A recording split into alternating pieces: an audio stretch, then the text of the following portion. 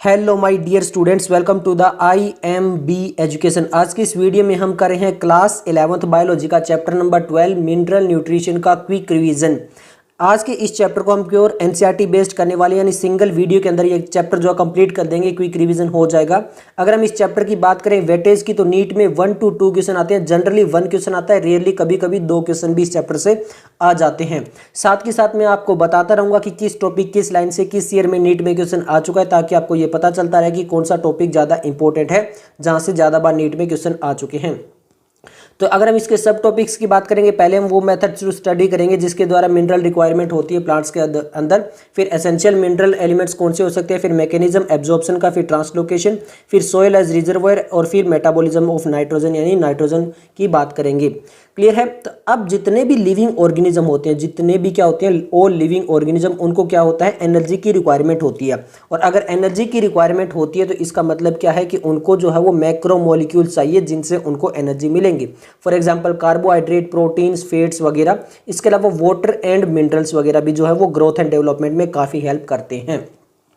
अब इतना तो हमें सबको पता है, बट ये आपको ये भी पता है कि जो प्लांट्स होते हैं ना, वो क्या करते हैं, एक्चुअल में जो कार्बोहाइड्रेट, प्रोटीन, फैट वगैरह उसका सिंथेसाइज भी खुद ही करते हैं।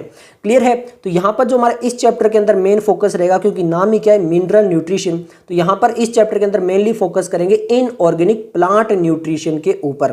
क्लियर है। जिसके द्वारा हम ये देखेंगे कि कौन सा एलिमेंट जो है वो एसेंशियल है ग्रोथ करने के लिए, डेवलपमेंट के लिए, और कौन से क्राइटेरिया है जिससे हम एसेंशियलिटी पता कर सकते हैं, यानी बहुत ही एसेंशियल है। कुछ क्राइटेरिया भी होंगे ना, तभी तो पता चलेगा कि वो कितना एसेंशियल है और कितना नहीं है। इसके अलावा ये देखेंगे कि अगर वहां पर डेफिशिएंसी हो जाती है तो मेजर डेफिशिएंसी सिम्टम्स कौन से आते हैं, कौन सा मैकेनिज्म है जिसके द्वारा हम एब्जॉर्ब कर सकते हैं उस एसेंशियल एलिमेंट को, और सबसे लास्ट में देखेंगे बायोलॉजिकल नाइट्रोजन फिक्सेशन। ये काफी इंपॉर्टेंट है क्योंकि यहां से लगभग क्वेश्चन आता है। क्लियर है। तो सबसे पहला मेथड देखते हैं। सबसे पहला जो टॉपिक लिखा हुआ है, methods to study the mineral requirement of plant, यानी कौन सा मेथड था जिसकी वजह से हमें पता चला कि जो है वो प्लांट्स को कौन कौन से मिनरल की रिक्वायरमेंट होती है। अब देखिए यहाँ पर एक बहुत ही इंटरेस्टिंग है, हाइड्रोपोनिक्स नाम आता है। अब हाइड्रोपोनिक्स की सबसे पहले डिस्कवरी की किसने की थी, देखिए इन 1860 जूलियस वॉन सेक्स, ये एक साइंटिस्ट थे। कहाँ के रहने वाले थे, जर्मन बोटनिस्ट, यानी जर्मनी के एक बोटनिस्ट थे। इन्होंने क्या किया, फॉर द फर्स्ट टाइम, सबसे पहली बार इन्होंने क्या किया, एक प्लांट को ग्रो कर दिया, मैच्योर कर दिया एक प्लांट को, एक डिफाइंड न्यूट्रिएंट सॉल्यूशन, यानी एक ऐसा सॉल्यूशन जिसके अंदर बहुत सारे न्यूट्रिएंट्स थे, बट वहां पर absence of soil, but soil नहीं थी, केवल वाटर का सॉल्यूशन बनाया जिसके अंदर बहुत सारे न्यूट्रिएंट्स उन्होंने डाले, ऐड किए, और वहां पर उसी के अंदर जो है वो क्या कर दिया, उस प्लांट को ग्रो कर दिया, बट वहां पर कोई भी सोयल नहीं थी। तो ये जो टेक्निक कहलाती है न्यूट्रिएंट सोयल के अंदर किसी प्लांट को ग्रो करना, उसको कहते हैं हाइड्रोपोनिक्स। हाइड्रो क्या होता है, हाइड्रो वर्ड हम किसके लिए यूज करते हैं, वाटर के लिए, यानी वो प्लांट्स ग्रो करना जो हाइड्रो वाटर के अंदर ग्रो हो जाए without the requirement of soil. Clear है। उसके बाद में बहुत सारे मेथड्स को इम्प्रोवाइज किया गया और ये पता चला गया कि ऐसे बहुत सारे मिनरल्स होते हैं जो एसेंशियल होते हैं प्लांट्स के। अब ये जितने भी मेथड थे, इन मेथड के द्वारा क्या हुआ कि हम प्लांट्स को ग्रो कर सकते थे एक soil free defined mineral solution के अंदर। क्लियर है। अब यहाँ पर इसको कैसे पता लगा कि हमें कौन सा एसेंशियल है, कौन सा एसेंशियल नहीं है, तो after a series of experiment, यानी बहुत सारे एक्सपेरिमेंट किए गए जिसके अंदर जो न्यूट्रिएंट सॉल्यूशन था उसके अंदर कुछ एलिमेंट कभी ऐड किए गए, कभी उसको हटाया गया, उसकी जगह दूसरा एलिमेंट डाला गया, कभी उसकी जगह उसको रिमूव किया गया। क्लियर है। अब आप ऐसे समझिए, मान लो आपको वाटर की रिक्वायरमेंट है, आपकी बॉडी वाटर मांग रही है, और मैं आपको कह दूं ये लो पिज्जा लो, तो क्या आपका काम चल जाएगा, नहीं चलेगा। क्यों, क्योंकि आप पिज्जा नहीं, उस टाइम आपको वाटर की रिक्वायरमेंट ज़्यादा है, तो पिज्जा कभी भी इसका सब्स्टिट्यूट नहीं होता, ये आपके लिए उस टाइम बहुत ही इंपॉर्टेंट हो जाएगा। तो इस टाइप से किसी को ऐड किया गया, किसी को रिमूव किया गया, और इस टाइप से क्या बनाया गया, मिनरल सॉल्यूशन बनाया गया जो सूटेबल हो प्लांट ग्रोथ के लिए, और वो लास्ट में ऑब्टेन किया गया। ओके। इसके अलावा यहाँ पे ये भी पता चल गया कि कौन कौन से जो हैं वो एसेंशियल एलिमेंट है, और कौन किसकी डेफिशिएंसी से कौन कौन से सिम्टम्स आ सकते हैं, ये भी डिस्कवर हो गया। यानी अगर उसकी कमी हो जाएगी तो किस किस टाइप के जो है वो हमें कमियां देखने को मिल सकती है। ये भी काफ़ी इंपॉर्टेंट रोल प्ले किया हाइड्रोपोनिक्स ने। क्लियर है। इसके द्वारा, ये जो हाइड्रोपोनिक्स टेक्निक्स होती है, इसके द्वारा हम कमर्शियल प्रोडक्शन कर सकते हैं बहुत सारी वेजिटेबल्स, जैसे टोमेटो हो गया, सीडलेस कुकुम्बर हो गया, लेट्यूस हो गया, इन सबको ये हाइड्रोपोनिक्स तो अभी जो वो इंडिया में भी काफ़ी आ रही है। अगर आप यूट्यूब पे सर्च करोगे तो आपको बहुत सारी वीडियोस मिलेगी जहाँ पर जो है वो इन वाटर के अंदर जो है वो प्लांट्स को ग्रो किया जाता है एक न्यूट्रिएंट सॉल्यूशन के अंदर। यहाँ पे ऑप्टिमम ग्रोथ के लिए जो वो एडिकेट अमाउंट के अंदर जो होता है वो एरिएशन भी दिया जाता है, यानी एयर भी उसको प्रोवाइड की जाती है। क्लियर है। जैसे एक डायग्राम आपके सामने दिखी जाएगा न्यूट्रिएंट सॉल्यूशन का, यहाँ पे आप देखोगे ये न्यूट्रिएंट सॉल्यूशन है, ये एरिएशन यानी एयर के लिए कॉटन लगाया गया है, और यहाँ पे ये फनल है जिसके अंदर न्यूट्रिएंट सॉल्यूशन डाल रहे हैं, भी कितने न्यूट्रिएंट्स उसको रिक्वायरमेंट है, ये प्लांट ग्रो कर रहा है इस टाइप से। तो जब हमने ये सब कुछ किया तो हमें ये पता चला कि कौन कौन से एलिमेंट जो हो सकते हैं वो एसेंशियल हो सकते हैं। अगर हम बात करें जैसे हमारी एक जो पीरियोडिक टेबल होती है उसके अंदर जब ये एनसीईआरटी आई थी, अभी तो ज़्यादा हमने डिस्कवर कर चुके हैं, बट इसका जो फर्स्ट एडिशन आया था वो 2006 में आया था। तो यहाँ पर 106, 105 जो एलिमेंट थे उस टाइम वो डिस्कवर थे। क्लियर है, कितने? 105। तो जो 105 एलिमेंट डिस्कवर थे पीरियोडिक टेबल के अंदर, उसमें से मोर देन 60 एलिमेंट जो होते हैं वो प्लांट्स जो है वो एब्जॉर्ब करते हैं किसी ना किसी फॉर्म में। तो क्या वो 60 के 60 एलिमेंट रिक्वायरमेंट है? अब ऐसा कोई जरूरी नहीं है। आप कहोगे कैसे? For example some species accumulate selenium while other gold. कुछ ऐसे भी है जो सेलेनियम को एब्जॉर्ब कर रहे हैं, कुछ ऐसे हैं जो गोल्ड को एब्जॉर्ब कर रहे हैं। तो यहाँ पे ये किया, कुछ ऐसे प्लांट भी है जो न्यूक्लियर टेस्ट साइट होती है जहाँ पे न्यूक्लियर रेडियो एक्टिव स्ट्रोंशियम होता है वो भी एब्जॉर्ब कर रहे हैं और वहां पर भी ग्रो हो रहे हैं। तो क्या हर एक प्लांट जो होता है उसको ये सभी एलिमेंट की रिक्वायरमेंट होती है? बिल्कुल भी नहीं होती है। तो फिर यहाँ पर हमें कैसे पता चलेगा कि कौन से हमारे लिए एसेंशियल है? तो देखिए, there are a technique that are able to detect the mineral even at a very low concentration. तो कुछ ऐसी टेक्निक थी जिसके द्वारा अगर कोई मिनरल बहुत ही लो कंसंट्रेशन में, फॉर एग्जाम्पल 10 की पावर -8 ग्राम पर मिलीलीटर के अंदर भी अगर कोई एलिमेंट है, उस टेक्निक से भी हम पता लगा सकते हैं कि प्लांट्स के अंदर ये मिनरल्स एलिमेंट है। बट यहाँ पर कोई भी जरूरी नहीं है कि वो एलिमेंट जो वो एसेंशियल हो, बहुत ही जरूरी हो। For example gold and selenium as mention above are really necessary for plant? बिल्कुल भी नहीं, ये बिल्कुल भी कोई नेसेसरी नहीं हो सकते। तो यहाँ पर देखिए ये हाइड्रोपोनिक्स दिखाया गया, इस टाइप से होता है। यहाँ पे मिनरल न्यूट्रिशन डाला जाता है, फिर ये मिनरल न्यूट्रिशन को मोटर जो है मोटर पंप जो होता है वो उसको यहाँ पे वाटर को डाल देता है और फिर इस टाइप से प्लांट जो होते हैं वो ग्रो कर दिए जाते हैं। क्लियर है। अब कौन कौन से क्राइटेरिया होंगे जिसके द्वारा हम ये पता लगाएंगे कि कौन सा एलिमेंट एसेंशियल है और कौन सा नहीं है? तो कुछ क्राइटेरिया होता है। फर्स्ट होता है element must be absolutely necessary for supporting normal growth, यानी जो नॉर्मल ग्रोथ होती है प्लांट की उसके लिए वो एब्सोल्युटली नेसेसरी होना चाहिए। मतलब अगर उस प्लांट को अगर हम निकाल दें बाहर तो फिर वो जो है प्लांट एक्चुअल में नॉर्मल ग्रोथ नहीं हो सकती, उसका रिप्रोडक्शन नहीं हो सकता। इन दोनों वर्क के लिए वो जो वो एब्सोल्युटली नेसेसरी होना चाहिए। ठीक है। In the absence of the element that plant do not complete their life cycle और सेट द सीड, यानी अगर वो एलिमेंट निकाल दिया तो वो कंप्लीट नहीं कर पाएगा लाइफ साइकिल या फिर वो सीड को नहीं कर पाएगा। फॉर एग्जांपल अगर हम हमारी बॉडी से वाटर को रिमूव कर दें, अगर वाटर ले ही ना तो कितने दिन सर्वाइव करेंगे? ये बहुत ही एसेंशियल हो गया, इस टाइप से नेसेसरी हो गया बहुत ज़्यादा। सेकंड क्या क्राइटेरिया होना चाहिए? Requirement element must be specific and not replaceable by another element, यानी बहुत ही स्पेसिफिक होना चाहिए और रिप्लेस नहीं कर सकते। जैसे मैंने एग्जांपल दिया था वाटर को पिज्जा से रिप्लेस नहीं कर सकते हैं, तो इस टाइप से जो भी एलिमेंट प्लांट को चाहिए उसको दूसरा एलिमेंट डाल के हम उसको रिप्लेस कर पाए, ऐसा नहीं होना चाहिए।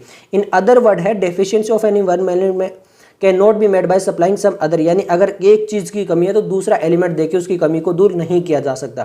Third, the element must be directly involve in the metabolism, और तीसरा है कि वो डायरेक्टली इन्वॉल्व होना चाहिए मेटाबॉलिज्म के अंदर। तो जो अभी हमने क्राइटेरिया बताया कि वो एब्सोल्युटली नेसेसरी होना चाहिए और वो स्पेसिफिक होना चाहिए, रिप्लेसेबल नहीं होना चाहिए और मेटाबॉलिज्म के अंदर इन्वॉल्व होना चाहिए, ये तीन क्राइटेरिया मेन क्राइटेरिया बताए थे। इसके बेस पे जो हमने जितने भी एलिमेंट्स होते हैं उनको दो ब्रॉड कैटेगरीज में डिवाइड किया गया, उनकी क्वांटिटी के बेस पे। क्वांटिटी कितनी इनकी रिक्वायरमेंट है उसके बेस पे, कौन कौन सा? मैक्रो और माइक्रो। अब ये मैक्रो माइक्रो इसके अलावा एक और आएगा बेनिफिशियल भी आएगा। यहाँ से बहुत बार क्वेश्चन आ चुके हैं, कितनी बार आ चुके हैं? AIPMT 2007 में, 2010 में, 2011 में, नीट 2015 में और नीट 2016 में क्वेश्चन आ चुके हैं। तो एक एक करके बहुत इंपॉर्टेंट है, पढ़ना पड़ेगा। क्लियर है। और एक एक को याद भी रखना पड़ेगा। फर्स्ट है मैक्रोन्यूट्रिएंट्स। मैक्रोन्यूट्रिएंट्स कौन से होते हैं? जो प्लांट टिश्यू होता है उसके अंदर लार्ज अमाउंट में प्रेजेंट होते हैं। लार्ज अमाउंट कितना? इन एक्सेस ऑफ 10 मिलीमोल पर kilogram of dry matter. Dry matter बोला है, बिल्कुल ड्राई करने के बाद पूरा जो वाटर उसको रिमूव करने के बाद जो बचेगा उसमें जो जो एलिमेंट्स हैं वो हर एक 10 मिलीमोल पर किलोग्राम के एक्सेस में होने चाहिए, उनको बोलते हैं मैक्रोन्यूट्रिएंट्स। इसके एग्जाम्पल सबसे इंपॉर्टेंट है। मैक्रोन्यूट्रिएंट्स इंक्लूड करता है कार्बन को, hydrogen, oxygen, nitrogen, phosphorus, sulphur, potassium, calcium and magnesium. फिर से देख लीजिए, carbon, hydrogen, oxygen, nitrogen, phosphorus, sulphur, potassium, calcium and magnesium, ये एक एक इंपॉर्टेंट है। इसके अंदर जो आपके कार्बन, हाइड्रोजन और ऑक्सीजन होते हैं वो ऑब्टेन्ड होते हैं CO2 एंड H2O से। बाकी जो अदर एलिमेंट्स बच गए वो सोयल से एब्जॉर्ब होते हैं मिनरल न्यूट्रिएंट्स की फॉर्म में। क्लियर है। सेकेंड हमारा माइक्रो न्यूट्रिएंट्स। अब माइक्रो न्यूट्रिएंट्स को हम ट्रेस एलिमेंट भी बोलते हैं। अब देखिए क्वेश्चन ऐसा पूछ लिया जाएगा, विच of the following is a trace element, तो वहां पर आप समझ लेना इनडायरेक्टली माइक्रो न्यूट्रिएंट्स पूछ रहा है। और needed in very small amount less than 10 millimole पर किलोग्राम ऑफ ड्राई मैटर। अगर मोर देन है तो वो मैक्रो है, लेस देन है तो वो माइक्रो है। अब ये भी एग्जांपल एक एक इंपॉर्टेंट है, इनमें आते हैं जैसे आयरन हो गया, मैग्नीज हो गया, ध्यान से याद रखना मैग्नीशियम यहाँ पे आया था, यहाँ पे मैग्नीज आया है। Copper, molybdenum, zinc, boron, chlorine और निकल, ये किसके अंदर आते हैं, माइक्रो के अंदर। एक बार फिर बता देता हूं, iron, manganese, not a magnesium, manganese, copper, molybdenum, zinc, boron, chlorine and निकल। क्लियर है। ये हो गए हमारे टोटल 17 एसेंशियल एलिमेंट जो हमने बताए हैं। अब इसके अलावा 4 बेनिफिशियल एलिमेंट भी दी गए हैं, वो भी हायर प्लांट्स। ये जो आपके बेनिफिशियल एलिमेंट्स होती हैं किसके द्वारा रिक्वायर्ड होते हैं, हायर प्लांट्स के द्वारा। ऐसा भी क्वेश्चन पूछा जा सकता है, the beneficial elements are required by higher plants, lower plants, तो इस टाइप से भी पूछा जा सकता है। बेनिफिशियल कौन से हैं, सोडियम, सिलिकॉन, कोबाल्ट, सेलेनियम, यानी SSS से है, एक कोबाल्ट है आपका। क्लियर है। दोबारा देख लीजिए, सोडियम, सिलिकॉन, कोबाल्ट और सेलेनियम। अब ये जितने भी है मैक्रो, माइक्रो, अब यहाँ पे इनको वापस देखिए, essential element can be grouped into 4 broad categories on their basis of their diverse function. अब ध्यान से याद रखने, ये हमने क्वांटिटी के बेस पे डिवाइड किया था कि क्वांटिटी कितनी है, मिलीमोल से ज़्यादा है और कम है। इसके अलावा वो उनका फंक्शन क्या है उसके बेस पे कितने टाइप में डिवाइड किया गया है, 4 टाइप में डिवाइड किया गया है। पहला है कि कौन कौन से एलिमेंट है जो कंपोनेंट है बायोमोलिक्यूल के, essential element is component of biomolecule, और जो है उसके अगर वो बायोमोलिक्यूल के कंपोनेंट है तो वो सेल स्ट्रक्चर के अंदर भी काफ़ी इंपॉर्टेंट रोल प्ले करेंगे। यहाँ पे हमारे 4 दिए गए हैं, कार्बन, हाइड्रोजन, ऑक्सीजन और नाइट्रोजन। सेकंड आता है एसेंशियल एलिमेंट है एनर्जी रिलेटेड केमिकल से, यानी जो एनर्जी बना रहा है या कंज्यूम कर रहा है उससे रिलेटेड बहुत ज़्यादा इंपॉर्टेंट है, और इसमें बनाने वाले हैं फॉर्मेशन वाले। For example magnesium in chlorophyll. अब ये मैग्नीशियम इन क्लोरोफिल याद रखना है, AIPMT 2007 में और नीट 2020 में। तो मैग्नीशियम किसमें, क्लोरोफिल में, और फॉस्फोरस किसमें, ATP में, एडिनोसाइन ट्राइफॉस्फेट, तो फॉस्फोरस आ जाता है ATP में। क्लियर है। थर्ड आता है एक्टिवेट या फिर इनिबिट करना एंजाइम को, यानी वो एसेंशियल एलिमेंट जो एक्टिवेट या फिर इनिबिट करेंगे एंजाइम को। फर्स्ट दिया है हमारा मैग्नीशियम, यहाँ पर मैग्नीशियम आयन दिया है, ठीक है। मैग्नीशियम देखिए यहाँ पर भी आया क्लोरोफिल में, और मैग्नीशियम आयन यहाँ पे भी आया। Is an activator for both ribulose, biphosphate, carboxylase, oxygenase, यानी रुबिस्को। ये जो हमारा रुबिस्को है, क्लियर है, इसको याद रखना पड़ेगा। रुबिस्को और पेपकेज, फोस्फो एनाइल पाइरुवेट कार्बोक्सिलेज, जिसको बोलते हैं पेपकेज, ये 2 एंजाइम होंगे, हम पढ़ेंगे photosynthesis in higher plant next chapter के अंदर। तो उनको एक्टिवेटर कौन होता है, मैग्नीशियम। नीट में क्वेश्चन आ चुका है, AIPMT में भी, तो इसको याद रखना है। अब फोटोसिंथेसिस में ढूंढते रहते हैं, यहाँ पे लिखा हुआ है। ओके, आगे लिखा है both of which are critical enzyme in photosynthetic carbon fixation. Second आता है जिंक आयन। जिंक आयन जो है वो एक्टिवेटर है अल्कोहल डिहाइड्रोजिनेज का। और थर्ड आता है मोलिब्डेनम। मोलिब्डेनम है आपका नाइट्रोजिनेज का, जब नाइट्रोजन मेटाबॉलिज्म हो रहा था उस टाइम को उनको एक्टिवेट करता है। क्लियर है। फोर्थ हम बात करते हैं जो ऑस्मोटिक पोटेंशियल को, कौन सा, ऑस्मोटिक जो पोटेंशियल होता है उसको जो है वो बनाने या बिगाड़ने में मदद करते हैं। यहाँ पर एक इंपॉर्टेंट जो है वो एग्जांपल दिया potassium. Potassium play an important role in opening and closing of stomata. जो स्टोमेटा होता है उसको ओपन और क्लोज करने में बहुत इंपॉर्टेंट कौन रोल प्ले करता है, पोटेशियम। AIPMT में 2 बार क्वेश्चन आ चुका है। क्लियर है। तो 4 कौन कौन से थे, सबसे पहले बायोमोलिक्यूल का कंपोनेंट होना चाहिए, एनर्जी रिलेटेड केमिकल होना चाहिए, एक्टिवेट या इनिबिट एंजाइम कर रहा है, या फिर ऑस्मोटिक पोटेंशियल के अंदर अलर्ट कर रहा है। तो ये हमारे 4 बेस पे हमने डिवाइड किया है। नेक्स्ट हमारा टॉपिक है role of macro and micro nutrients, यानी जो मैक्रो और माइक्रो न्यूट्रिएंट्स हम पढ़ के आए हैं उनका रोल क्या है। ओके, यह बहुत ही इंपॉर्टेंट टॉपिक है क्योंकि यहाँ से 2015 में, 16 में, 18 में, 19 में और 2020 में क्वेश्चन आ चुके हैं। अब कहाँ से किस लाइन से आए वो भी मैं आपको साथ के साथ बताता रहूँगा, बट ये सारे इंपॉर्टेंट है। क्लियर है। अब एसेंशियल एलिमेंट जो होते हैं वो हमें ये पता है कि बहुत सारे फंक्शन परफॉर्म करते हैं, चाहे वो मेटाबॉलिक प्रोसेस हो प्लांट सेल के अंदर, या फिर जो परमिएबिलिटी है सेल मेम्ब्रेन की उसके अंदर मेंटेन करना हो, या फिर जो है ऑस्मोटिक कंसंट्रेशन को मेंटेन करना हो, या फिर electron transport system, buffering section. Buffering action क्या होता है कि एसिड बेस के सॉल्यूशन को मेंटेन करना, एंजाइमिक एक्टिविटी या फिर मेजर कंस्टिट्यूएंट ऑफ मैक्रोमोलिक्यूल को एंजाइम के अंदर जो है वो अलग अलग रोल प्ले करना। अब किसका क्या रोल है, कौन किस में फंक्शन परफॉर्म करता है। अब आपको ये भी बता दूं कि जो एक एलिमेंट है वो एक से ज्यादा फंक्शन परफॉर्म कर सकता है, और एक फंक्शन को परफॉर्म करने के लिए एक से ज्यादा एलिमेंट भी लग सकते हैं। क्लियर है, दोनों ही चीजें यहां पर अप्लाई होती है। तो अब हम बात करते हैं नाइट्रोजन की। सबसे पहले एक एक करके पढ़ेंगे। सबसे पहले आता है नाइट्रोजन। अब नाइट्रोजन क्या होता है, देखिए नाइट्रोजन तो है वो बहुत ही एसेंशियल न्यूट्रिएंट एलिमेंट है जो कि प्लांट्स के द्वारा रिक्वायर्ड होता है सबसे ग्रेटेस्ट अमाउंट के अंदर। अब ये किस फॉर्म के अंदर एब्जॉर्ब होता है, ये बहुत इंपॉर्टेंट है। इज एब्जॉर्ब मेनली एज, इसको क्या बोलते हैं, इसको बोलते हैं नाइट्रेट। इसको क्या बोलते हैं, नाइट्रेट बोलते हैं, NO3-। सबसे ज्यादा जो एब्जॉर्ब होता है किस फॉर्म में होता है, नाइट्रेट की फॉर्म में। AIPMT में क्वेश्चन आ चुका है। Some are also taken as, इसको क्या बोलेंगे, इसको बोलेंगे नाइट्राइट। NO2- अगर आ जाए तो उसको बोलेंगे नाइट्राइट। क्लियर है, तो यहां पर ए और केवल आई का ही डिफरेंस है, आपको ये याद रखना है। NO3- नाइट्रेट होता है, वैसे केमिस्ट्री में भी पढ़ती हो। नेक्स्ट हमारा क्या है, एमोनियम आयन। NH4+ जो होता है उसको बोलते हैं एमोनियम आयन, और NH3 होता है उसको बोलते हैं एमोनिया। तो यहां पर किस किस फॉर्म में एब्जॉर्ब होती है, सबसे ज्यादा तो जो फॉर्म होती है वो होती है नाइट्रेट, फिर नाइट्राइट और एमोनियम आयन की फॉर्म में एब्जॉर्ब होती है। अब आगे फंक्शन देखते हैं। नाइट्रोजन जो होता है वो रिक्वायर होता है सभी प्लांट पार्ट्स के अंदर, पर्टिकुलरली मेरिस्टेमेटिक टिश्यू। सबसे ज्यादा मेरिस्टेमेटिक टिश्यू के अंदर बहुत ज्यादा रिक्वायरमेंट होती है, और जो मेटाबॉलिकली एक्टिव सेल होते हैं वहां पर भी। क्यों, क्योंकि वो जो आपके मेरिस्टेमेटिक होते हैं वो कंटिन्यूसली बहुत ज्यादा डिवाइड करें तो वो बहुत ज्यादा मेटाबॉलिकली एक्टिव भी रहेंगे। इसके अलावा ये मेजर कंस्टिट्यूएंट है बहुत सारी प्रोटीन में, न्यूक्लिक एसिड, विटामिन और हॉर्मोन्स के अंदर भी। नेक्स्ट आता है हमारा फॉस्फोरस। फॉस्फोरस किस फॉर्म के अंदर एब्जॉर्ब होता है, तो वो फॉस्फेट आयन, चाहे वो डाई हाइड्रोजन फॉस्फेट हो या फिर हाइड्रोजन फॉस्फेट हो, इस फॉर्म के अंदर जो होता है वो फॉस्फोरस आपका एब्जॉर्ब होता है। फॉस्फोरस की बात करें तो ये सेल मेम्ब्रेन के अंदर बहुत इंपॉर्टेंट रोल प्ले करता है। इसके अलावा कुछ एक प्रोटीन्स होते हैं वहां पर भी इंपॉर्टेंट रोल प्ले करता है। और ऑल न्यूक्लिक एसिड क्यों, चाहे वो DNA और RNA, वहां पर वो बनते हैं न्यूक्लियोटाइड्स, और वहां पर न्यूक्लियोटाइड के अंदर होता है आपका फॉस्फोरस। तो इसीलिए इसके अलावा required for all phosphorylation reaction, जितनी भी फॉस्फोराइलेशन रिएक्शन है उसमें भी फॉस्फोरस का इंपॉर्टेंट रोल होता है।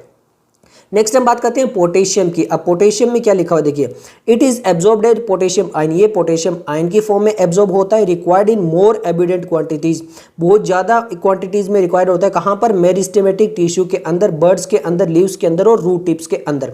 इसके अलावा यहां पर जो है वो पोटेशियम मेंटेन करता है एनायन कैटायन बैलेंस को सेल्स के अंदर, और प्रोटीन सिंथेसिस के अंदर भी इन्वॉल्व होता है। इसके अलावा हम ये भी पढ़ के आ चुके हैं कि ओपनिंग और क्लोजिंग ऑफ स्टोमेटा के अंदर भी बहुत इंपॉर्टेंट क्रूशियल रोल प्ले करता है। इसके अलावा activate of enzyme in the end in the maintenance of turgidity of cell, और यहां से आ चुका है आपका 2018 में क्वेश्चन। क्लियर है, टर्जिडिटी को कौन करता है, पोटेशियम जो होता है वो मेंटेन करता है। नेक्स्ट हम बात करते हैं कैल्शियम के बारे में। कैल्शियम का आ चुका है आपका 2016 में, लिखा हुआ है plant absorb calcium form in the soil form of calcium ion की फॉर्म में एब्जॉर्ब होता है। Calcium required by meristematic and differentiating tissue, ये मेरिस्टेमेटिक और डिफरेंशिएटिंग टिश्यू के लिए बहुत ही इंपॉर्टेंट रोल होता है, बहुत ही वहां पे रिक्वायर्ड होता है, 2016 में पूछा गया है। अब सेल डिवीजन के टाइम पे जहां पर जो सेल वॉल का फॉर्मेशन होता है, मोस्टली जो आपकी मिडल लेमिला होती है वो किससे बनती है, कैल्शियम पेक्टेट। तो ये नाम ही कैल्शियम है, तो यहाँ पर इसका भी रोल बहुत ज़्यादा इंपॉर्टेंट हो जाता है। इसके अलावा और कहाँ पे रोल प्ले होता है इसका, तो जो आपके माइटोटिक स्पिंडल होते हैं उसके फॉर्मेशन में भी कैल्शियम का रोल होता है। अब आपको ये भी पता कि ये मोबिलाइज नहीं होता है, मतलब जहां पर है वहीं पर रहता है प्लांट्स के अंदर, तो it accumulates in older leaves, यानी जहां पर था वहीं पे रह जाएगा, रीमोबिलाइज नहीं होगा, वो आगे भी आएगा। और यहाँ से आपका क्वेश्चन भी आ चुका है आईपीएमटी में। It is involve in the normal function of cell membrane, के नॉर्मल फंक्शन में इंपॉर्टेंट रोल प्ले करता है। Activate certain enzyme play and important role in the regulation of metabolic activities के अंदर। नेक्स्ट आता है हमारा मैग्नीशियम आयन। पहले ही बता चुका हूँ 2007 और 2020 में क्वेश्चन आ चुका है, हम वो जो पढ़ के आए थे वहीं से। It is absorb by plant in the form of divalent, divalent के फॉर्म में एब्जॉर्ब होता है। Activate the enzyme of respiration, photosynthesis and involve in the synthesis of DNA and RNA. यहाँ पर हमने देखा था कि रूबिस्को और पेप्केज के अंदर जो मैग्नीशियम आयन होता है वो इंपॉर्टेंट रोल प्ले करता है, तो यहाँ पर वो भी आ जाएगा। इसके अलावा बहुत इंपॉर्टेंट है कि involve in the synthesis of DNA और आरएनए। आरएनए और डीएनए को जब सिंथेसाइज करना होता है तो वहाँ पर भी मैग्नीशियम का बहुत इंपॉर्टेंट रोल प्ले होता है। इसके अलावा जो क्लोरोफिल का रिंग स्ट्रक्चर होता है वो वहाँ पर भी मैग्नीशियम होता है और help to maintain the ribosome structure. Ribosome जो होता है उसके स्ट्रक्चर को मेंटेन करने में भी मैग्नीशियम होता है। क्लियर है। नेक्स्ट हमारा आता है सल्फर। सल्फर क्या काम करता है, तो सबसे पहले देखते हैं ऑब्जॉर्ब किस फॉर्म में होता है, तो plant sulphur on the form of sulphate. यहाँ पर भी सल्फेट की फॉर्म में जो है उसको ऑब्जॉर्ब किया जाता है और present in 2 amino acid, 2 amino acid है जिसके अंदर सल्फर सबसे ज्यादा मिलता है, सिस्टीन एंड मिथियोनिन। ओके, बहुत इंपॉर्टेंट है, यहाँ से नीट 2013 में क्वेश्चन आ चुका है। And is the main constitute of several coenzymes, बहुत सारे कोएंजाइम में भी, विटामिन में भी। विटामिन कौन से आते हैं आपका, थायमिन। थायमिन कौन सी होती है, vitamin B1, biotin, vitamin B7 और बहुत सारे को एंजाइम में भी आपका सल्फर मिलता है। क्लियर है। इसके अलावा फेरेडोक्सिन, फेरेडोक्सिन की होती है एक टाइप की प्रोटीन होती है। क्लियर हो गया। नेक्स्ट हम बातें हैं किसके बारे में, आयरन के बारे में। आयरन यहां से आपका 2018 में क्वेश्चन आ चुका कि किस फॉर्म में एब्जॉर्ब होता है। Plants obtain iron in the form of ferric ion Fe+3। तो इस फेरिक आयन की फॉर्म में जो होता है वो आयरन एब्जॉर्ब होता है। क्लियर है। अब हम आगे बात करते हैं कि ये रिक्वायरमेंट किस में होता है, तो it is required in large amount in the comparison to other micronutrients. जो माइक्रोन्यूट्रिएंट्स में सबसे ज्यादा जो रिक्वायर्ड होता है वो होता है iron. It is important constituent of protein involve in the transfer of electron. जो इलेक्ट्रॉन को ट्रांसफर करते हैं, रेस्पिरेशन चैप्टर के अंदर हम पढ़ेंगे, तो वहां पर जो आपके प्रोटीन होते हैं उसमें मेन कंस्टिट्यूएंट होता है आपका आयरन। फॉर एग्जांपल फेरेडोक्सिन, देखो फेरेडोक्सिन सल्फर में भी है और फेरेडोक्सिन यहाँ पे भी है, सल्फर आयरन की मिक्स एक प्रोटीन होती है। एंड साइटोक्रोम के अंदर भी आयरन होता है। इसके अलावा ये रिवर्सिबली ऑक्सीडाइज्ड होता है, जैसे फ्रॉम Fe+2 टू Fe+3। जब यहाँ पे इलेक्ट्रॉन ट्रांसफर हो रहे होते हैं तो ये रिवर्सिबली ऑक्सीडाइज होता है। इसके अलावा ये बहुत सारे एंजाइम होते हैं, उनको कैटलाइज करने की प्रॉपर्टी प्रोवाइड करता है और essential for the formation of chlorophyll. तो क्लोरोफिल के अंदर ये भी आपका रोल प्ले करता है। इसके अलावा मैग्नीशियम भी आपका रोल प्ले करता है। नेक्स्ट आते हैं मैग्नीज के बारे में। अब किसके बारे में बात करें, मैग्नीज के बारे में। तो ये किस फॉर्म में होता है, मैग्नस आयन के फॉर्म के अंदर एब्जॉर्ब होता है। बहुत सारे एंजाइम्स होते हैं जिनको ये एक्टिवेट करता है, जो फोटोसिंथेसिस, रेस्पिरेशन और नाइट्रोजन मेटाबॉलिज्म के अंदर इंपॉर्टेंट रोल प्ले करते हैं। बेस्ट डिफाइंड फंक्शन AIPMT 2009 और 2012 में क्वेश्चन आ चुका है। बेस्ट डिफाइंड फंक्शन क्या है of manganese is the splitting of water to liberate oxygen during photosynthesis। Photosynthesis के टाइम के वाटर को ब्रेक डाउन करके ऑक्सीजन को रिलीज कराने में मैग्नीज का सबसे मेन रोल होता है। क्लियर है। नेक्स्ट हम बात करते हैं जिंक के बारे में। अब जिंक जो है वो किस, जिंक आयन की फॉर्म में एब्जॉर्ब होता है, एक्टिवेट करता है बहुत सारे एंजाइम को। स्पेशली बात करें कार्बोक्सिलेज की, और यहाँ पर ये सिंथेसिस ऑफ ऑक्सीजन के अंदर भी इंपॉर्टेंट रोल प्ले करता है। NEET 2020 match the column question था, इसलिए उसमें कई बार ये आए हुए हैं। तो यहाँ पर भी जो ऑक्सीजन होता है उसको सिंथेसाइज करने में किसका रोल होता है, जिंक का रोल होता है। अब ऑक्सीजन पढ़ के बहुत सारे प्लांट ग्रोथ एंड डेवलपमेंट में ये देख रहे होते हैं, ऑक्सीजन पढ़ रहे होते हैं। नेक्स्ट हम बात करते हैं कॉपर की। कॉपर जो होता है वो क्यूप्रिक आयन की फॉर्म में एब्जॉर्ब होता है। अब तक आपने जितने भी देखे वो सारे आयन की फॉर्म में ही एब्जॉर्ब हुए हैं लगभग। Essentially for overall metabolism plants के अंदर, जैसे आयरन जो था वो रिवर्सिबली ऑक्सीडाइज हो रहा था, ये भी रिवर्सिबली ऑक्सीडाइज होता है आपका कॉपर Cu+ से Cu+2 के अंदर आपका होता है, और ये रिडक्स जो रिएक्शन होते हैं वहाँ पे इन्वॉल्व होता है। बोरॉन की बात करते हैं। बोरॉन और मोलिब्डेनम से आपका जो है वो 2019 और AIPMT 2010 में क्वेश्चन आ चुका है, और नीट 2019 में क्वेश्चन आ चुका है। तो बहुत इंपॉर्टेंट है, देख लेते हैं। सबसे पहले जो एब्जॉर्ब होता है वो आयन की फॉर्म में होता है, बोरेट एंड आपका टेट्रा बोरेट की फॉर्म में। बोरोन जो होता है वो uptake and utilization of calcium के अंदर भी बहुत इंपॉर्टेंट रोल प्ले करता है, यानी कैल्शियम को अगर अपटेक और यूटिलाइज करना है तो वहाँ पे बोरोन की रिक्वायरमेंट होगी। इसके अलावा सेल फंक्शन और पोलन जर्मिनेशन, यहीं से पूछा गया था, अगर पोलन ग्रेन आ चुका है उसको जर्मिनेट करने के लिए बोरोन की बहुत ज्यादा रिक्वायरमेंट होती है। सेल इलोंगेशन, सेल डिफरेंशिएशन और कार्बोहाइड्रेट ट्रांसलोकेशन के अंदर भी बोरोन का रोल होता है। नेक्स्ट हम बात करते हैं मोलिब्डेनम। मोलिब्डेनम जो होता है ये भी आपका मोलिब्डेट आयन की फॉर्म के अंदर एब्जॉर्ब होता है। It is a component of several enzyme including nitrogenase and nitrate reductase. यहाँ पे ये जो है वो आपकी नाइट्रोजिनेज और नाइट्रेट रिडक्टेज एंजाइम जो होते हैं उसके अंदर भी आपका एक कंपोनेंट होता है, जो कि बहुत ही इंपॉर्टेंट होती है। किसके अंदर पार्टिसिपेट करते हैं, नाइट्रोजन मेटाबॉलिज्म के अंदर। नेक्स्ट आता है हमारा क्लोरीन। क्लोरीन से आपका 2015 के अंदर क्वेश्चन आ चुका है। ये भी क्लोरीन एनाइन की फॉर्म में एब्जॉर्ब होता है, सोडियम और पोटेशियम की तरह यहाँ पे हेल्प करता है। किसके अंदर, सोल्यूट कंसंट्रेशन के अंदर, मतलब सोडियम और पोटेशियम के साथ में मिलकर एनाइन कैटाइन बैलेंस जो होता है सेल के अंदर उसको भी जो है वो बनाए रखता है। ये भी it is essential for water splitting reaction. Water splitting में आपका मैग्नीज भी था, क्लियर है। और वाटर स्प्लेरियम में आपका क्लोरीन भी है, तो दोनों ही आते हैं आपके कौन कौन से, मैग्नीज भी आता है और आपका क्लोरीन भी आता है फोटोसिंथेसिस का एंजाइम में, जिससे ऑक्सीजन जो होती है वो इवोल्व होती है। क्लियर हो गया। ओके, नेक्स्ट बात करते हैं deficiency symptoms of essential element, यानी जो एसेंशियल एलिमेंट है उनमें डेफिशिएंसी आ जाए तो वो क्या सिम्टम दिखाएंगे, क्या कुछ होता है।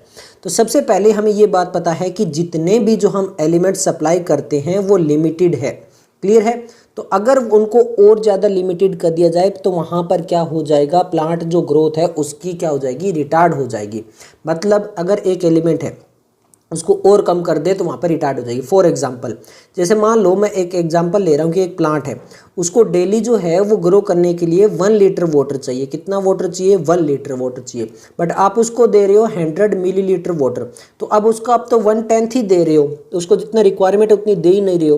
तो क्या हो जाएगा, वहाँ पर जो आप कम दे रहे हो तो उसकी वजह से क्या हो जाएगा, उस प्लांट के अंदर बहुत सारे सिम्टम्स आ जाएंगे कि वो कहने लगेगा, आपको देख कर वो दिखाई देगा कि हाँ इसको पानी चाहिए। क्लियर है। अब यहाँ पर जो ये 1 लीटर ये मिनिमम है, मतलब इतना तो उसको डेली चाहिए ही चाहिए। तो वो जो क्या कहलाती है, वो कहलाती है क्रिटिकल कंसंट्रेशन, मतलब इससे कम आप उसको नहीं दे सकते। अगर सही से ग्रोथ और डेवलपमेंट करवानी तो मिनिमम 1 लीटर आपको देना ही पड़ेगा। अब आप ये कहोगे चलो कि 1 लीटर दे रहा हूँ, तो अब मैंने पहले 1 लीटर से कम कर दिया था, अब मैं उसी सेम ट्री को जो अब मैं 100 लीटर वाटर दे रहा हूँ डेली, तो क्या अब सही है? जी नहीं, उसकी रिक्वायरमेंट जो है वो 1 लीटर है। अब अगर ज़्यादा दोगे तो वो कहलाती है टॉक्सिसिटी, मतलब टॉक्सिक हो जाएगा उसके लिए वो ज़्यादा चीज़। तो एक रेंज के अंदर, एक नैरो रेंज के अंदर होता है जहाँ पर उसको उससे कम और उससे ज़्यादा नहीं चीज़ें चाहिए होती है। क्लियर है। तो ये चीज़ हम बात करेंगे। सबसे पहले डेफिशिएंसी की बात करेंगे, टॉक्सिसिटी आगे आएगा। डेफिशिएंसी सिम्टम्स में आपको पता चल गया होगा कि एक लिमिटेड रेंज होती है, उसी के अंदर हम देते हैं। तो लिखा है the concentration of the essential element below which plant growth is retard is termed as critical concentration. जैसे मैंने एग्जांपल दिया 1 लीटर, तो 1 लीटर से कम दोगे तो वहाँ पर वो रिटार्ड करने लगेगा, तो वो क्रिटिकल कंसंट्रेशन हो गई। आगे लिखा है the element said to be deficient when the present below the critical concentration, यानी इससे कम अगर दोगे तो वो कहलाएगा डेफिशिएंट, यानी कमी, उस चीज़ की कमी हो रही है। क्लियर है। अब यहाँ पर आप देखोगे कि जो एक से ज़्यादा एलिमेंट, यहाँ पे देखिए सिंस ईच एलिमेंट हैज़ 1 और मोर स्पेसिफिक स्ट्रक्चर और फंक्शन रोल। अब हम अलग अलग एलिमेंट के स्ट्रक्चर फंक्शन रोल प्ले करके आए हैं, यानी देख के आए हैं। तो आपको इतना पता चल चुका होगा कि एक जो एलिमेंट होता है वो एक से ज़्यादा फंक्शन परफॉर्म कर सकता है। इसके अलावा कोई एक सिंगल फंक्शन जो है उसको परफॉर्म करने के लिए बहुत ज़्यादा एलिमेंट की भी रिक्वायरमेंट हो सकती है। In the case in the absence of any particular element, plant जो है वो कुछ मॉर्फोलॉजिकल चेंज दिखाएगा। मॉर्फोलॉजी यानी बाहर से एक्सटर्नल जो स्ट्रक्चर में कुछ चेंज दिखाएगा। वो जो मॉर्फोलॉजिकल चेंज होंगे वो किसको इंडिकेट करेंगे कि वहाँ पे जो सर्टेन एलिमेंट है उसकी डेफिशिएंसी हो चुकी है, और उसको बोला जाता है डेफिशिएंसी सिम्टम्स। डेफिशिएंसी सिम्टम्स आपको समझ में आ गया होगा किसको बोलते हैं, यानी कोई एलिमेंट उसकी कमी से कोई सिम्टम शो कर रहा है प्लांट, तो उसको बोलते हैं डेफिशिएंसी सिम्टम। अब आप ये बात करोगे कि ये जो डेफिशिएंसी सिम्टम्स है वो कहाँ पर पहले होंगे और कब अपीयर हो जाएंगे। तो देखिए deficiency vary from element to element, element to element depend करता है। और ये जो डेफिशिएंसी सिम्टम वो डिसअपीयर हो जाएगी अगर जिस डेफिशिएंट मिनरल की रिक्वायरमेंट हम प्रॉपर कर देते हैं, यानी जिसकी कमी है वो एलिमेंट उसको दे देते हैं, तो वहाँ पे उसके थोड़े टाइम के बाद में जो भी उसको डेफिशिएंसी सिम्टम दिखाई दे रहे थे वो सभी क्या हो जाएंगे, गायब हो जाएंगे। अगर वो कंटिन्यू रखे, हम उसको एलिमेंट दे ही ना, तो क्या हो जाएगी, प्लांट की डेथ हो जाएगी। जैसे 1 लीटर वाटर की रिक्वायरमेंट थी, हम उसको कभी भी 1 लीटर वाटर प्रोवाइड नहीं करेंगे तो धीरे धीरे क्या हो जाएगी, डेथ हो जाएगी प्लांट की। क्लियर हो गया। अब ये जो आपके सिम्टम्स होते हैं ये ऑल्सो डिपेंड होते हैं मोबिलिटी पे। हमने बात की थी ट्रांसलोकेशन वाले के अंदर, लास्ट चैप्टर के अंदर, जहाँ पर 4 एलिमेंट बताए थे कि वो जो होते हैं वो रेडली बहुत इजीली रीमोबिलाइज्ड हो जाते हैं। तो यहाँ पर जो हमारा दिया हुआ है, यहाँ से आपका नीट 2014 में क्वेश्चन आ चुका है। अब जो पैराग्राफ में हम लाइनें पढ़ने वाली हैं, यहाँ से आपका 2014 में क्वेश्चन आ चुका है। For element that are actively mobilized within the plants and exported to young developing tissue, यानी कुछ ऐसे एलिमेंट होंगे जो बहुत जल्दी मोबिलाइज्ड हो जाएंगे और जो यंग टिश्यू वहाँ पे चले जाएंगे, तो उनकी डेफिशिएंसी कहाँ पे मिलेगी। The deficiency symptoms tend to appear first in the older tissue, तो उनकी ओल्डर टिश्यू के अंदर मिलेगी। फॉर एग्जाम्पल दिया है, देखिए the deficiency symptoms of nitrogen, potassium, magnesium, अगर इनकी कमी हो जाए are visible first in the senescent, यानी जो ओल्ड लीफ है उनके अंदर इनकी कमी सबसे पहले दिखाई देगी क्योंकि ये मोबिलाइज्ड हो जाएंगे। In the older leaf biomolecule containing these element and broken down making these element available for mobilizing to younger leaf, और ये यंगर लीफ की तरफ चले जाएंगे, तो इसलिए पहले हमें ओल्डर लीफ में दिखाई देंगे। क्लियर है। अब यंग टिश्यू में कब दिखाई देंगे? The deficiency symptom tends to appear first in the young tissue whenever the element are relatively immobilized. अगर वो मोबिलाइज नहीं कर पा रहा है, एक जगह से दूसरी जगह नहीं जा पा रहा है, तो उसको बोलेंगे कि वो सबसे पहले हमें यंग के अंदर दिखाई देगा। For example element like sulphur. अब देखिए सल्फर में लास्ट चैप्टर में तो इन्होंने बोला कि बहुत इजीली मोबिलाइज्ड हो रहा है, यहाँ पे बोल रहे हैं कि नहीं इजीली मोबिलाइज नहीं हो रहा है। बट इसी को ध्यान में रखते हुए कि पता है कि यहाँ पर एनसीईआरटी की गलती है, एक जगह बोल रहा है कि इजीली मोबिलाइज्ड हो रहा है लास्ट चैप्टर में, नेक्स्ट चैप्टर में बोल रहा है कि नहीं ये तो इजीली मोबिलाइज नहीं हो रहा है। तो इसीलिए जो AIPMT 2010 और 2011 में क्वेश्चन आया था यहाँ से, वहाँ पर केवल और केवल कैल्शियम जो है वो यूज़ किया गया था। तो कैल्शियम और सल्फर यहाँ पे लिखा हुआ है कि कैल्शियम और सल्फर जो होते हैं वो स्ट्रक्चरल कंपोनेंट होते हैं किसी भी सेल के, तो इसीलिए वो जो इजीली मोबिलाइज्ड नहीं हो पाते हैं। अगर आपको डेफिशिएंसी सिम्टम से रिलेटेड आ जाए तो आप कैल्शियम और सल्फर दोनों लगा देना, और जनरल पूछ ले तो आप वो लास्ट चैप्टर में चले जाना। क्लियर है। This aspect of mineral nutrients of plant is great signification and importance of agriculture and horticulture. अब यहाँ पे कुछ सिम्टम्स देखिए दिए गए हैं, जैसे for example the kind of deficiency symptoms shown in plants including chlorosis, necrosis, stunned plant growth, premature fall leaves and buds and inhibition of cell division। अब एक एक करके पढ़ते हैं, देखिए आपके सामने है। फॉर एग्जाम्पल क्लोरोसिस, क्लोरोसिस में क्या होता है? Is the loss of chlorophyll, chlorophyll का लॉस हो जाएगा, उसकी वजह से जो वेन्स वगैरह है वो क्या हो जाएगी? येलो हो जाएगी, पूरी लीफ येलो हो जाएगी। This symptom is caused by the deficiency of इम। अब ये जो आपका डेफिशिएंसी है वो कौन से एलिमेंट की कमी से होगी? फॉर एग्जांपल यहाँ पे दिए हैं किस किस की कमी से आपका नेक्रोसिस हो, क्लोरोसिस हो सकता है, सॉरी आपका हो सकता है nitrogen, potassium, magnesium, sulphur, iron, manganese, zinc और आपका मोलिब्डेनम, इनकी कमी से ये हो सकता है क्लोरोसिस। इसके अलावा बात करते हैं नेक्रोसिस। नेक्रोसिस क्या बोलते हैं? जिसको डेथ ऑफ टिश्यू हो जाती है उसको बोलते हैं नेक्रोसिस।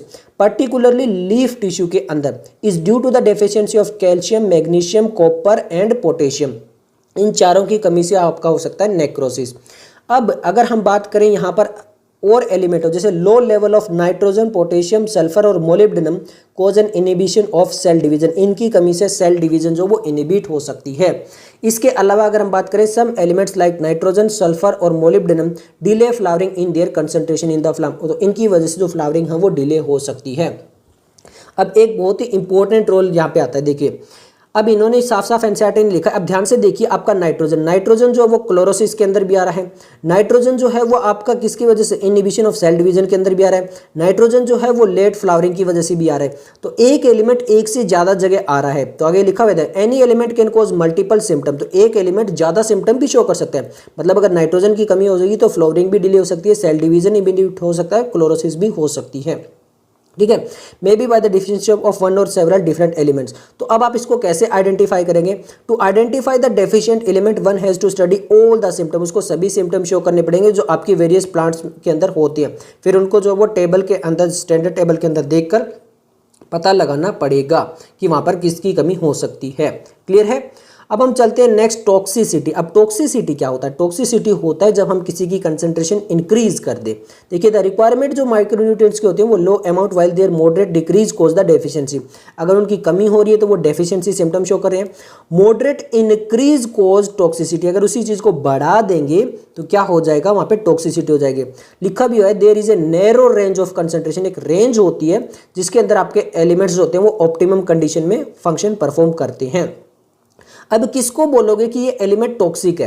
एनी मिनरल आयल, कोई भी एक मिनरल आयन जो है उसकी कंसंट्रेशन अगर टिश्यू का जो ड्राई वेट है वो रिड्यूस कर दे अबाउट 10%, जो टोटल ड्राई वेट है वो अगर 10% पे ले आए, उसको डिक्रीज कर दे तो उसको बोलेंगे toxic. Such critical concentration vary widely among different micronutrients, और ये जो है वो जो 10% वाला लो है वो अलग अलग एलिमेंट्स के लिए अलग अलग हो सकता है। क्लियर है। अब यहाँ पर many times excess of an element may inhibit and uptake of another element.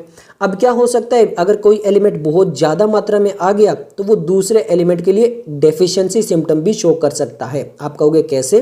For example देखिए, the prominent symptom of manganese किसकी बात कर रहा है, मैग्नीज की बात कर रहा है। टॉक्सिसिटी, अगर मान लीजिए मैग्नीज बहुत ज़्यादा अमाउंट में हमने दे दिया तो उससे टॉक्सिसिटी आ जाएगी। Is the appearance of brown spot, अब जो क्लोरेटिक वेन है उसके पास हमें ब्राउन स्पॉट देखने को मिलेंगे। It is important to know that the magnesium compete with the iron and magnesium, अब जो मैग्नीज होता है वो कंपटीशन करता रहता है आयरन और मैग्नीशियम के साथ में अपटेक के लिए। अगर मैग्नीज बहुत ज़्यादा चला गया तो इसका मतलब आयरन और मैग्नीशियम की कमी रह जाएगी। And with the magnesium for binding with the enzyme, manganese also inhibit calcium translocation in the suit apex, अगर मैग्नीज बहुत ज़्यादा हो गया तो ये कैल्शियम ट्रांसलोकेशन जो है उसको भी इनहिबिट कर देगा।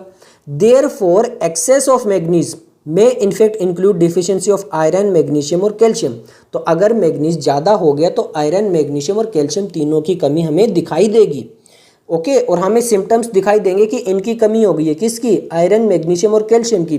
बट एक्चुअल में हुआ क्या है, हमने मैग्नीज बहुत ज़्यादा दे दिया है, तो इसीलिए जो टॉक्सिसिटी होती है उसके सिम्टम्स हम जल्दी से पता नहीं कर सकते। Thus what appear as symptoms of manganese toxicity may actual the deficiency symptoms of iron, magnesium और कैल्शियम, ये चीज़ आपको क्लियर हो गई। इसीलिए टॉक्सिसिटी के सिम्टम्स इतने आसानी से नहीं पता चलते हैं। अब हम बात करते हैं magnesium mechanism of absorption of elements, यानी कौन सा मैकेनिज्म है जिसके द्वारा हम जो एलिमेंट्स होते हैं उनको एब्जॉर्ब करते हैं। वैसे तो हम ये लास्ट चैप्टर के अंदर पढ़ के आए थे, बट वही चीज़ें यहाँ पे दी हुई है। अब ये जो हम एब्जॉर्ब किस मैकेनिज्म से करते हैं उसकी स्टडी की जाती है आइसोलेटेड जो आपका सिंगल सेल या फिर टिश्यू या फिर ऑर्गन होता है उसके अंदर, और फिर पता लगाया जाता है कि कौन सा मैकेनिज्म हो सकता है। तो यहाँ पर देखिए लिखा है demonstrated the two main phase, तो यहाँ पर दो मेन फेज होती है जिनके द्वारा जो है वो एब्जॉर्प्शन या फिर अपटेक होता है। फर्स्ट फेज क्या कहती है, in the first phase an initial rapid uptake and ion into the free space और outer space of the cell, that is the apoplast. Simple है, जो लास्ट चैप्टर में हम एपोप्लास्ट और सिम्प्लास्ट बढ़ के आए थे वही है। फर्स्ट फेज के अंदर एपोप्लास्ट होता है, यानी जो आउटर स्पेस होता है वहां पर, और ये क्या होता है, पैसिव होता है। बट जो सेकंड फेज होता है उसके अंदर जो है वो अपटेक होता है आयंस का into the cell inner space के अंदर, जिसको बोलते हैं सिम्प्लास्ट। क्लियर है, तो वही एपोप्लास्ट और सिम्प्लास्ट वाला चल रहा है। जो आपका एपोप्लास्ट होता है वो पैसिव मूवमेंट होता है और यूजुअली किसके थ्रू होता है, अकर थ्रू आयन चैनल और ट्रांसमेम्ब्रेन प्रोटीन के थ्रू होता है। बट जो आपका सिम्प्लास्ट होता है, जो इनसाइड वाला होता है, जो सेकंड वाला होता है, उसमें एंट्री और एग्जिट जो आयन की होती है वो किसके थ्रू होती है, मेम्ब्रेन के थ्रू होती है, इनसाइड में जाता है। तो वहां पर मेटाबॉलिक एनर्जी जो होती है उसकी रिक्वायरमेंट होती है, तो इसलिए जो एक्टिव प्रोसेस होता है। तो सिंपल याद रखना है कि एपोप्लास्ट पैसिव प्रोसेस है और सिम्प्लास्ट जो होता है वो एक्टिव प्रोसेस है, यही इन्होंने बताया है। और जो मूवमेंट ऑफ आयन होती है उसको बोलते हैं फ्लक्स। अगर वो मूवमेंट इनसाइड में हो रहे थे इनफ्लक्स और आउटसाइड में हो रही तो ई फ्लक्स उसको बोला जाता है। AIPMT में आपका क्वेश्चन आ चुका है, इनफ्लक्स और ई फ्लक्स आप याद रख सकते हो। जो मूवमेंट ऑफ आयन इनसाइड हो गई तो इनफ्लक्स, आउटसाइड हो गई तो ई फ्लक्स हो गया। क्लियर है। ओके, नेक्स्ट हम बात करते हैं ट्रांसलोकेशन ऑफ सोल्यूट। तो यहाँ पर जो लास्ट चैप्टर पढ़ के आए थे, चैप्टर 11, वहाँ पे हम पढ़ के आए थे कि जाइलम और फ्लोएम जो होते हैं वो ट्रांसलोकेशन करते हैं, यानी एक जगह से दूसरी जगह। और जो आपके मिनरल न्यूट्रिशन वगैरह जो सोल्ट वगैरह हैं वो ट्रांसलोकेटेड होते हैं थ्रू द जाइलम, जो कि हमने असेंडिंग स्ट्रीम पढ़ी थी वाटर की, जहाँ पे ट्रांसपीरेशन पुल की वजह से जो वो कंप्लीट वहाँ पर अपर पोजीशन पे जाता था। अगर आप एनालाइज करोगे जाइलम को तो वहाँ पर आपको मिनरल सॉल्ट जो वहाँ पे प्रेजेंट मिलेंगे। इसके अलावा आप रेडियो आइसोटोप की टेक्निक्स की मदद से भी जो वो मिनरल एलिमेंट को देख सकते हो, कहाँ पर, जाइलम के थ्रू। ओके, जाइलम के अंदर। नेक्स्ट हम बात करते हैं soil as reservoir of essential element. जो सोयल होती है वो एक रिजर्वोयर की तरह होती है, मतलब वहाँ पर ही हमें सभी एसेंशियल एलिमेंट देखने को मिलेंगे। अब आप कहोगे कि इस चैप्टर के स्टार्टिंग में तो हमने देखा था कि वहाँ पे मिनरल सॉल्यूशन था, उसी के अंदर जो है वो प्लांट ग्रो कर दिया गया था विदाउट सोयल।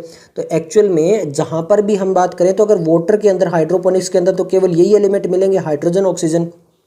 बट वहाँ पर मैक्रो और माइक्रो में बहुत सारे जो थे वो एलिमेंट्स चाहिए। तो वहाँ पर हमने क्या कर रहे थे, मिनरल सॉल्यूशन जो बना रहे थे उसके अंदर जो भी हमें मिनरल्स वगैरह देखने को मिल रहे थे उनका सोर्स तो होगा ना कहीं से, तो उनको लाना पड़ेगा। तो वो कौन होगा, रॉक्स होगी। तो यहाँ पर इसीलिए लिखा है मेजॉरिटी ऑफ द न्यूट्रिएंट्स जो होते हैं, जो एसेंशियल होते हैं ग्रोथ एंड डेवलपमेंट के लिए, वो अवेलेबल होते हैं किसके थ्रू, रूट्स के थ्रू। क्यों, क्योंकि वहाँ पर जो ब्रेक डाउन होती है और वेदरिंग होती है रॉक्स की, वहाँ पर जो है वो रॉक्स जो होती है वो इनरिच होती है एलिमेंट्स के अंदर, और जैसे वो ब्रेक डाउन करती है वो रूट्स जो होती है वो एब्जॉर्ब कर लेती है प्लांट्स के अंदर। तो ये जो प्रोसेस होते हैं जहाँ पे वो जो आपके आयंस और इनऑर्गेनिक जो सॉल्ट्स होते हैं वो क्या हो जाते हैं, डिसोल्व हो जाते हैं सॉइल के अंदर, और वहाँ से जो प्लांट्स वगैरह होते हैं वो इनको एब्जॉर्ब करते रहते हैं। तो मिनरल न्यूट्रिशन क्या कहलाता है, since they are deprived from the rock minerals their role in the plant nutrition is referred to as the mineral nutrition. लेते तो हम रॉक से ही हैं बट वो प्लांट न्यूट्रिशन के हेल्प करते हैं, इसलिए उनको बोला जाता है मिनरल न्यूट्रिशन। क्लियर हो गया। इसके अलावा जो सॉइल होती है वो और भी बहुत सारे इंपॉर्टेंट रोल प्ले करती है। For example nitrogen fixing bacteria वहां पर मिलेंगे, किसके अंदर, सॉइल के अंदर। और भी बहुत सारे माइक्रोब्स मिलेंगे जो हेल्पफुल होते हैं, वो भी कहाँ पे मिलेंगे, सॉइल के अंदर। इसके अलावा जो वाटर होता है उसको भी होल्ड कौन करके रखता है, सॉइल रखता है। जो एयर की सप्लाई होती है रूट्स को वो भी कौन करती है, सॉइल करती है। इसके अलावा जो प्लांट को स्टेबलाइज रखती है वो भी कौन रखती है, सॉइल रखती है। तो इसका मतलब सॉइल बहुत सारे काम करती है। क्लियर हो गया। अगर किसी प्लांट के अंदर जो वो डेफिशिएंसी हो जाती है तो वहाँ पर जो क्रॉप जो यील्डिंग प्लांट है उसको हम क्या कर देते हैं, फर्टिलाइजर देते हैं। जो फर्टिलाइजर होते हैं एक्चुअल में वो होते क्या है, वो आपके मैक्रो और माइक्रो न्यूट्रिएंट्स होते हैं जो कि फर्टिलाइजर्स की फॉर्म के अंदर जो होते हैं वो होते हैं, और उनको फिर हम जैसे जैसे जो जो नीड होती है उनको वो अप्लाई करते हैं। क्लियर हो गया। ओके, नेक्स्ट हम बात करते हैं मेटाबॉलिज्म ऑफ नाइट्रोजन। अब आपको पता है कि एयर के अंदर जो है वो नाइट्रोजन बहुत ज़्यादा है, बट सोयल के अंदर जो है वो नाइट्रोजन इतनी नहीं है। तो उसको जो है वो किसी अदर फॉर्म के अंदर कन्वर्ट करके जो वो नाइट्रोजन को एब्जॉर्ब करते हैं प्लांट्स। अब हमने पढ़ा था कि मोस्टली जो नाइट्रोजन थी वो एब्जॉर्ब हो रही थी नाइट्रेट की फॉर्म के अंदर। तो नाइट्रेट के लिए कन्वर्ट करना पड़ेगा, और वो सोइल के अंदर होता है या फिर अदर प्रोसेस होते हैं जिनके थ्रू होता है। तो यहाँ पर सबसे पहले पढ़ते हैं नाइट्रोजन साइकिल, यानी नाइट्रोजन का इंपॉर्टेंट रोल क्या है और किस तरह से एब्जॉर्ब होती है, कौन कौन उसको प्रोवाइड करता है। तो जैसे कार्बन, हाइड्रोजन और ऑक्सीजन होते हैं वो बहुत मोस्ट प्रीवेलेंट एलिमेंट होते हैं ऑर्गेनिक लिविंग ऑर्गेनिज्म के अंदर। तो उनके साथ साथ नाइट्रोजन भी जो होता है वो बहुत इंपॉर्टेंट रोल प्ले करता है। क्यों? क्योंकि जो नाइट्रोजन है वो कंस्टिट्यूट है अमीनो एसिड का, प्रोटीन का, हार्मोन का, क्लोरोफिल का, विटामिन्स का, बहुत सारी विटामिन्स का भी, और इसीलिए यहाँ पर अदर माइक्रोब्स के साथ में जो है वो compete भी करता है। क्यों? क्योंकि वहाँ पर जो नाइट्रोजन है वो काफ़ी लिमिटेड है। ओके, क्लियर हो गया। तो हमें ये तो पता है कि एटमॉस्फेयर के अंदर बहुत ज़्यादा होती है, बट यहाँ पे सॉइल के अंदर जो वो नाइट्रोजन क्या है, एक लिमिटेड है। चाहे वो नेचुरल हो चाहे वो एग्रीकल्चर इकोसिस्टम हो, वहाँ पर हमें नाइट्रोजन जो वो काफ़ी कम देखने को मिलेगी। क्यों? क्योंकि एयर के अंदर जो होती है वो नाइट्रोजन गैसियस फॉर्म के अंदर होती है। N2 में यहाँ पे नाइट्रोजन के अंदर ट्रिपल बॉन्ड होते हैं, वेरी स्ट्रॉन्ग ट्रिपल बॉन्ड। अब उसको कन्वर्ट करना पड़ता है हमें किसके अंदर, नाइट्रेट की फॉर्म के अंदर। तो यहाँ पे जो प्रोसेस होता है, the process of conversion of nitrogen to ammonia, किसके अंदर, एमोनिया के अंदर उस प्रोसेस को कन्वर्ट करने को क्या बोलते हैं, नाइट्रोजन फिक्सेशन बोलते हैं। यानी जो नाइट्रोजन होती है उसको हम किस में कन्वर्ट कर देते हैं, NH3 के अंदर, नाइट्रोजन के एमोनिया के अंदर। क्लियर है। अब ये काम कौन कर सकता है, कौन हेल्प कर सकता है, देखिए, in nature lightning and ultraviolet radiation provide enough energy to convert nitrogen to nitrogen oxide। Nitrogen के अलग अलग ऑक्साइड होते हैं, जैसे यहाँ पे नाइट्रिक ऑक्साइड दिया है, NO क्या होता है, नाइट्रिक ऑक्साइड होता है। NO2 क्या होता है, नाइट्रोजन डाइऑक्साइड होता है। N2O क्या होता है, इसको हम नाइट्रस ऑक्साइड बोलते हैं या फिर लाफिंग गैस भी बोलते हैं। तो इस टाइप के अलग अलग ऑक्साइड जो होते हैं वो कौन बना देता है, जो नेचर के अंदर लाइटनिंग होती है जो, या फिर अल्ट्रावायलेट रेडिएशन होती है वो। इसके अलावा और क्या इंपॉर्टेंट रोल प्ले करते हैं, देखिए, जैसे इंडस्ट्रियल कंब्यूशन हो गया, या फॉरेस्ट फायर हो गई, या फिर ऑटोमोबाइल एग्जॉस्ट हो गई, या फिर पावर जनरेटिंग स्टेशन हो गए, ये भी क्या करते हैं, also source of atmospheric nitrogen oxide. ये भी जो है वो नाइट्रोजन ऑक्साइड जो होते हैं उनको बनाते हैं। तो आप कहोगे तो बहुत अच्छी बात है कि यहाँ पर नाइट्रोजन ऑक्साइड बन गया, बट नाइट्रोजन ऑक्साइड से हमें क्या बनाना पड़ेगा, नाइट्रेट बनाना पड़ेगा, वो भी एक नाइट्रोजन ऑक्साइड की फॉर्म होती है। तो decomposition of organic nitrogen of dead plants and animals into ammonia is called ammonification. फिर ये जो आपके नाइट्रोजन ऑक्साइड होते हैं, यहाँ पे ये देखिए नाइट्रोजन ऑक्साइड है, इसको प्लांट बायोम या फिर एनिमल बायोम लेते हैं, क्योंकि प्लांट के थ्रू लेंगे, और फिर इसको डिकेइंग करेंगे और वहाँ पे क्या बना देंगे, एमोनिया बना देंगे। इस प्रोसेस को क्या बोला जाता है, एमोनिफिकेशन बोला जाता है। क्लियर हो गया। और ये जो आपको साइड में डायग्राम देख रहे हैं इसको अभी 1 मिनट बाद जो हम डिस्कस करते हैं, क्योंकि ये AIPMT 2010 में आ चुका है। Some of the ammonia volatile and reenter the atmosphere but most of it is converted into nitrate. ज़्यादातर ये किस में कन्वर्ट हो जाती है, नाइट्रेट में, by the soil of the bacteria in the following step. उसको देखने से पहले अब आपने जो पढ़ा है वो देखिए। अब एटमॉस्फेरिक के अंदर तो बहुत ज़्यादा नाइट्रोजन होती है, वो गैसियस फॉर्म के अंदर होती है, तो उसको बायोलॉजिकल नाइट्रोजन फिक्सेशन करके एमोनिया में कन्वर्ट कर सकते हैं, या फिर इंडस्ट्रियल के अंदर हम नाइट्रोजन फिक्स करके उसको एमोनिया में कन्वर्ट करते हैं। इसके अलावा जो आपके नेचर के अंदर जो अभी हमने पढ़ा था कि जो लाइटनिंग वगैरह होगी, अल्ट्रावायलेट रेडिएशन होगी, वो क्या करती है, वो नाइट्रोजन के बना देती है नाइट्रोजन ऑक्साइड। क्लियर है। इसके अलावा जो इलेक्ट्रिकल आपके नाइट्रोजन फिक्सेशन हो सकते हैं, या फिर जो एनवायरनमेंट के अंदर फॉरेस्ट फायर है, ऑटोमोबाइल एग्जॉस्ट है, वो सब कुछ क्या बनाते हैं, नाइट्रोजन ऑक्साइड बनाते हैं। अब इन जो नाइट्रोजन ऑक्साइड है वो लिए जाते हैं प्लांट के द्वारा, प्लांट से उनको एनिमल ले लेते हैं, फिर वहाँ पे डिकेइंग हो जाती है और फिर वहाँ पे एमोनिफिकेशन करते हैं। इस प्रोसेस को किस में कन्वर्ट कर दिया जाता है, एमोनिया को, उसको बोलते हैं एमोनिफिकेशन। क्लियर है। कई बार क्या होता है, जो हमारी नाइट्रोजन ऑक्साइड है जिसको प्लांट वगैरह नहीं ले पाते हैं, उसको वापस कन्वर्ट कर दिया जाता है नाइट्रोजन के अंदर। उस प्रोसेस को बोलते हैं डीनाइट्रिफिकेशन। उसको क्या बोलते हैं, डीनाइट्रिफिकेशन। यानी जो हमारे नाइट्रोजन के ऑक्साइड थे उसको सिंपल जो है वो नाइट्रोजन के अंदर कन्वर्ट करने को बोलते हैं डीनाइट्रिफिकेशन। अब हम देखते हैं, देखिए सिंपल है, हमारे पास जो है वो एमोनिया है। क्या है, हमारे पास एमोनिया है। उसको अगर हम ऑक्सीजन के साथ में क्या करेंगे, उसको रिएक्शन करवाएंगे तो हमें मिलेगा क्या, नाइट्राइट। ये क्या है, नाइट्राइट है, लास्ट में पहले बताया भी था। इसके अलावा हाइड्रोजन आयन और वाटर मिलेगा। जब ये नाइट्राइट जो है, हमारी जो नाइट्राइट है, उसको फर्दर ऑक्सीजन के साथ में रिएक्शन करवाएंगे तो हमें क्या मिलेगा, नाइट्रेट मिलेगा। और यही नाइट्रेट इसी की फॉर्म में तो प्लांट एब्जॉर्ब करते हैं। अब ये जो नाइट्राइट बनाने वाला काम है, कौन सा, जो हमारी एमोनिया को नाइट्राइट बनाने का काम है, ये किया जाता है दो बैक्टीरिया, नाइट्रोसोमोनास या फिर नाइट्रोकोकस। देखिए, ammonia is first oxidized to nitrite by the bacteria Nitrosomonas और नाइट्रोकोकस। यहाँ पर ये क्या है, ये है हमारी नाइट्राइट और ये क्या है, एमोनिया। तो इसको इसमें कन्वर्ट करने के लिए ये दो बैक्टीरिया जो है ये हेल्पफुल होते हैं। क्लियर है। अब ये जो मैं पैराग्राफ बताने वाला हूँ बहुत इंपॉर्टेंट है। कितना इंपॉर्टेंट है, डायग्राम तो 2010 में आ चुका है, AIPMT 2011, 2012, नीट 2019 और नीट 2021 में यहाँ से क्वेश्चन आ चुका है। ये पैराग्राफ इतना इंपॉर्टेंट है आपके सामने। तो पहली चीज आपको ये समझ में आ गई कि एमोनिया से नाइट्रेट में हमारे पास दो बैक्टीरिया हैं। उस नाइट्राइट को फर्दर ऑक्सीडाइज किया जाता है नाइट्रेट में, यानी ये नाइट्राइट है, इसको नाइट्रेट में कन्वर्ट किया जाता है with the help of Nitrobacter. यहाँ पर जो बैक्टीरिया आएगा वो कौन सा होगा, नाइट्रोबैक्टर होगा। और ये जो दोनों स्टेप है, चाहे आपका ये वाला नाइट्राइट में कन्वर्ट करना और नाइट्रेट में कन्वर्ट करना, इसको बोलते हैं नाइट्रिफिकेशन। इसको क्या बोला जाता है, नाइट्रिफिकेशन। और ये जो हमने बैक्टीरिया पढ़े हैं, चाहे वो आपका नाइट्रोसोमोनास, नाइट्रोकोकस और नाइट्रोबैक्टर है, ये कराते हैं नाइट्रीफाइंग बैक्टीरिया। और ये हैं आपके कीमो ऑटोट्रोप, यानी ये जो केमिकल्स होते हैं उससे अपनी एटीपी वगैरह बनाते हैं, उनको बोलते हैं कीमो ऑटोट्रोप। क्लियर है। आपसे ये भी पूछा जा सकता है which of the following is the chemoautotroph. ये क्लियर हो गया। ओके, अब ये हमें पता है कि जो नाइट्रेट होता है वही प्लांट एब्जॉर्ब करते हैं। देखिए लिखा है, द नाइट्रेट दस formed is absorbed by the plant and is transported to the leaves। और leaves के पास में उसको पहुंचा दिया जाता है। leaves में क्या होता है, it is reduced to form ammonia। और leaves में वापिस इसको एमोनिया बनाया जाता है। that finally form the amine group। और वो फिर जो एमाइन ग्रुप बनाता है, जो एमिनो एसिड होता है प्रोटीन के अंदर, उसको। अब nitrate present in the soil is also reduce to nitrogen. अब यहाँ पर ये नाइट्रेट जो है, कई बार क्या होता है, जो ऑक्साइड है इसको वापिस किस में कर दिया जाता है, नाइट्रोजन के अंदर भी कन्वर्ट कर दिया जाता है।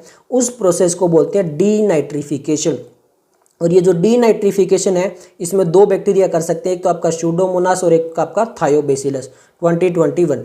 तो यहाँ पर जो डीनाइट्रिफिकेशन वाला प्रोसेस बताया था, जहाँ पे नाइट्रोजन जो है आपका ये रहा आपकी नाइट्रेट, इसको डीनाइट्रिफिकेशन करने में कौन कौन से हैं, आपके स्यूडोमोनास और थायोबैसिलस बैक्टीरिया दोनों काम करते हैं। क्लियर है। ये पूरा पैराग्राफ आप दोबारा पढ़ लेना। नेक्स्ट हम बात करें हैं बायोलॉजिकल नाइट्रोजन फिक्सेशन। काफी इंपॉर्टेंट है, नीट 2020 और 2021 में यहीं से क्वेश्चन आए हुए हैं। क्लियर है। तो चलिए बात करते हैं बायोलॉजिकल नाइट्रोजन फिक्सेशन, यानी जो नाइट्रोजन फिक्सेशन कर रहे हैं हम। क्लियर है।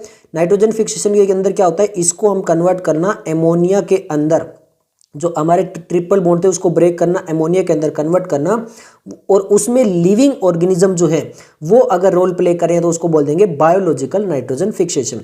तो यहाँ पर बहुत ही इंटरेस्टिंग बात यह है कि बहुत ही कम ऐसे लिविंग ऑर्गेनिज्म जो हैं वो नाइट्रोजन को जो है वो उसको डायरेक्ट यूटिलाइज कर सकते हैं, यानी डायरेक्ट उसको कन्वर्ट कर सकते हैं। अब वो कौन से हैं, वो हैं सर्टेन प्रोकैरियोटिक स्पीसीज, यानी कुछ एक प्रोकैरियोटिक यूनिसेलुलर ऑर्गेनिज्म है। अब आप ये देखिए कि बहुत ही सिंपल ऑर्गेनिज्म होते हैं प्रोकैरियोटिक, बट वहाँ पर उनकी जो फंक्शनैलिटी है वो कितनी ज़्यादा होती है, कितनी वास्ट होती है, और इनमें कैपेबिलिटी होती है नाइट्रोजन को फिक्स करने की। लिखा हुआ है, reduction of nitrogen to ammonia by living organism is termed as biological nitrogen fixation, यानी जो हमारी नाइट्रोजन है उसको फिक्स करना with the help of living organism is called biological nitrogen fixation. अब यहाँ पर जो बायोलॉजिकल नाइट्रोजन फिक्सेशन है इसमें एक बहुत ही एंजाइम है, बहुत ही इंपॉर्टेंट, जिसका नाम है नाइट्रोजिनेज। ये जो नाइट्रोजिनेज है ये क्या करता है, ये देखिए अमोनिया के अंदर ट्रिपल बॉन्ड है, इसको ब्रेक डाउन करके, सॉरी जो नाइट्रोजन के अंदर ट्रिपल बॉन्ड है इसको ब्रेक डाउन करके किसमें कन्वर्ट कर दिया, अमोनिया में। ये कैपेबिलिटी केवल कुछ एक प्रोकैरियोटिक के पास में लिखा हुआ है। which is capable of nitrogen reduction is present exclusively in prokaryotic. ये जो एंजाइम है ये एक्सक्लूसिवली प्रोकैरियोटिक के पास में है, यानी ये पावर केवल और केवल प्रोकैरियोटिक के पास में ये काम करने की। और इनको क्या बोला जाता है, जो प्रोकैरियोटिक होते हैं उनको बोला जाता है नाइट्रोजन फिक्सर। अब ये जो नाइट्रोजन फिक्सर है ये दो टाइप से हो सकते हैं, एक हो सकते हैं आपके फ्री लिविंग यानी जो किसी पे डिपेंड नहीं है, और एक हो सकते हैं आपके सिम्बायोटिक। सबसे पहले यहाँ पे फ्री लिविंग वाले देखते हैं, फिर सिम्बायोटिक देखेंगे। क्लियर है। अब यहाँ से आपका नीट 2017 में क्वेश्चन आ चुका है फ्री लिविंग वाले से, और जो सिम्बायोटिक है यहाँ से तो आपका AIPMT 2008 में, 9 में, 10 में, नीट 2017 में और नीट 2021 में भी क्वेश्चन आ चुका है, तो काफी इंपॉर्टेंट होने वाला है। सबसे पहले फ्री लिविंग की बात करते हैं। एग्जाम्पल ऑफ फ्री लिविंग जो है वो आते हैं आपके एरोबिक के अंदर आता है आपका एजोटोबैक्टर। एरोबिक यानी उसको एरोबिक कंडीशन चाहिए। क्लियर है। Azotobacter free living aerobic condition वाला है। While beijerinckia and rhodospirillum is an aerobic and free living. जो बेजरेंकिया और रोडोस्पाइरिलम है वो एन एरोबिक कंडीशन वाले हैं। क्लियर है। इसको याद करने का तरीका ये है कि एरोबिक में ए और एजोटोबैक्टर में भी ए, यानी ए वाले होंगे। इसके अलावा कुछ आपके साइनोबैक्टीरिया भी हैं। In addition a number of cyanobacteria such as Anabaena and Nostoc are also free living nitrogen fixation. Biological classification के अंदर जो हम किंगडम मोनेरा पढ़ते हैं वहां पे एनाबेना और नोस्टोक साइनोबैक्टीरिया के अंदर आया भी हुआ है, वहां पे डायग्राम दिया भी हुआ है। ये चीज यहां से लिंक भी कर सकते हो। तो फ्री लिविंग के अंदर हमें यहाँ पे 5 दिए हुए, एक एजोटोबैक्टर, 2 बेजरेंकिया रोडोस्पाइरिलम और एनाबेना और नोस्टोक जो वो साइनोबैक्टीरिया वाले दिए हुए हैं। ये सभी फ्री लिविंग है। क्लियर है। एजोटोबैक्टर एनारोबिक है और ये बेजरेंकिया रोडोस्पाइरिलम हमारा एरोबिक है। एजोस्टाइलम और बेजरेंकिया रोडोस्पाइरिलम एनारोबिक है। अब सिम्बायोटिक की बात करते हैं। सिम्बायोटिक में हमारे पास 2 एग्जाम्पल दिए हैं, राइजोबियम और हमारा फ्रैंकिया। कौन कौन से, राइजोबियम और फ्रैंकिया। अब देखिए लिखा है several type of symbiotic nitrogen fixation association are known, the most prominent among them is the legume bacteria relationship. यानी जो लेग्यूम प्लांट होती है उसकी जो रूट्स होती है उसके साथ में रिलेशनशिप बना के जो काम करते हैं उनको बोलते हैं लेग्यूम बैक्टीरिया रिलेशनशिप। और यहाँ पे आता है species of rod shaped rhizobium has such relationship with the roots of several legume plant. अब लेग्यूम प्लांट कौन कौन से एग्जाम्पल दिए हैं, बहुत इंपॉर्टेंट है, देख लो। Alpha, sweet clover, sweet pea, lentils, garden pea, broad bean, clover bean, ये सब क्या है, लेग्यूम प्लांट के अंदर आते हैं। द मोस्ट कॉमन एसोसिएशन और रूट इज रूट नोड्यूल, और यहाँ पे बनाया जाता है रूट नोड्यूल। वो कैसे बनता है, नोड्यूल फॉर्मेशन के अंदर अभी पढ़ेंगे। क्लियर है। These nodules are small outgrowth on the roots. The microfrankia also produce nitrogen fixing nodule on the roots of non-legume plant. Frankia जो होता है वो नॉन लेग्यूमिनस प्लांट के ऊपर नोड्यूल बनाता है। Example Alnus. एलनस आपका नॉन लेग्यूमिनस प्लांट है। क्लियर है। मैंने बता चुका हूँ 2008, 9, 10, 17, 20, 21 वाला ये पैराग्राफ है, इसलिए इसको थोड़ा सा आराम से बता रहा हूँ। क्लियर है। तो यहाँ पर जो है वो नॉन लेग्यूम वाला फ्रैंकिया है और लेग्यूम वाला राइजोबियम है। और इस इंटरेस्टिंग बात देखिए क्या है, are free living in the soil. जब ये सोयल में रह रहे हैं तब ये फ्री लिविंग होते हैं, किसी के ऊपर डिपेंड नहीं होते हैं। बट जब ये नाइट्रोजन फिक्स कर रहे होते हैं तब ये सिम्बायोट होते हैं। क्लियर हो गया। ये बहुत इंपॉर्टेंट यहाँ पे रोल लाइन लिखी हुई है। आगे लिखा है uproot any one plant on A common pulses. कोई ये पल्सिस है उसको जो फ्लावरिंग होने वाली है तो उससे टाइम से पहले, थोड़ा सा पहले आप उसकी रूट बाहर निकाल लीजिए, तो वहाँ पर आपकी रूट के अंदर न्यूरल स्पेरिकल स्ट्रक्चर दिखाई देंगे। वो क्या है, नोड्यूल्स होते हैं। अगर आप उनको कट करोगे तो वहाँ पे सेंट्रल पोर्शन जो होता है वो रेड या फिर आपको पिंक कलर का दिखाई देगा। ये रेड पिंक क्यों दिखाई दे रहा है, क्योंकि वहाँ पे प्रेजेंस है लेग्यूमिनस हीमोग्लोबिन या फिर लेग हीमोग्लोबिन की। ये किस टाइप का पोर्शन है, रेड या फिर पिंक। अब ये क्या काम करता है, ये ऑक्सीजन स्क्वेंजर है। ऑक्सीजन स्क्वेंजर क्यों है? क्योंकि ये ऑक्सीजन को ईट कर देता है, क्योंकि जो ये नाइट्रोजिनेज एंजाइम है जो नाइट्रोजन को कन्वर्ट करता है एमोनिया को, इसको 100% एनएरोबिक कंडीशन चाहिए, यानी इसको ऑक्सीजन बिल्कुल भी नहीं चाहिए। तो ये ऑक्सीजन यहाँ पर नाइट्रोजिनेज के पास ना आ जाए उसमें हेल्प करता है कौन? आपका ये लेग्यूमिनस हीमोग्लोबिन, लेग हीमोग्लोबिन। अभी आगे डिटेल में भी आएगा। अब देखते हैं नोड्यूल फॉर्मेशन के बारे में। नोड्यूल फॉर्मेशन कैसे होता है, कैसे नहीं होता है, मैं डायग्राम से एक बार आपको समझा देता हूँ, फिर जो है वो हम बात करेंगे जो थ्योरेटिकल पोर्शन लिखा हुआ है। ये हमें पता है कि ये रूट हेयर्स है, ये सोइल पार्टिकल है, इस टाइप से रूट हेयर होते हैं एपिडर्मल सेल के पास में। अब यहाँ पर ये बैक्टीरिया है। अब ये बैक्टीरिया कौन से होंगे? राइजोबियम होंगे। कौन से होंगे? राइजोबियम होंगे, क्योंकि लेग्यूमिनस प्लांट है।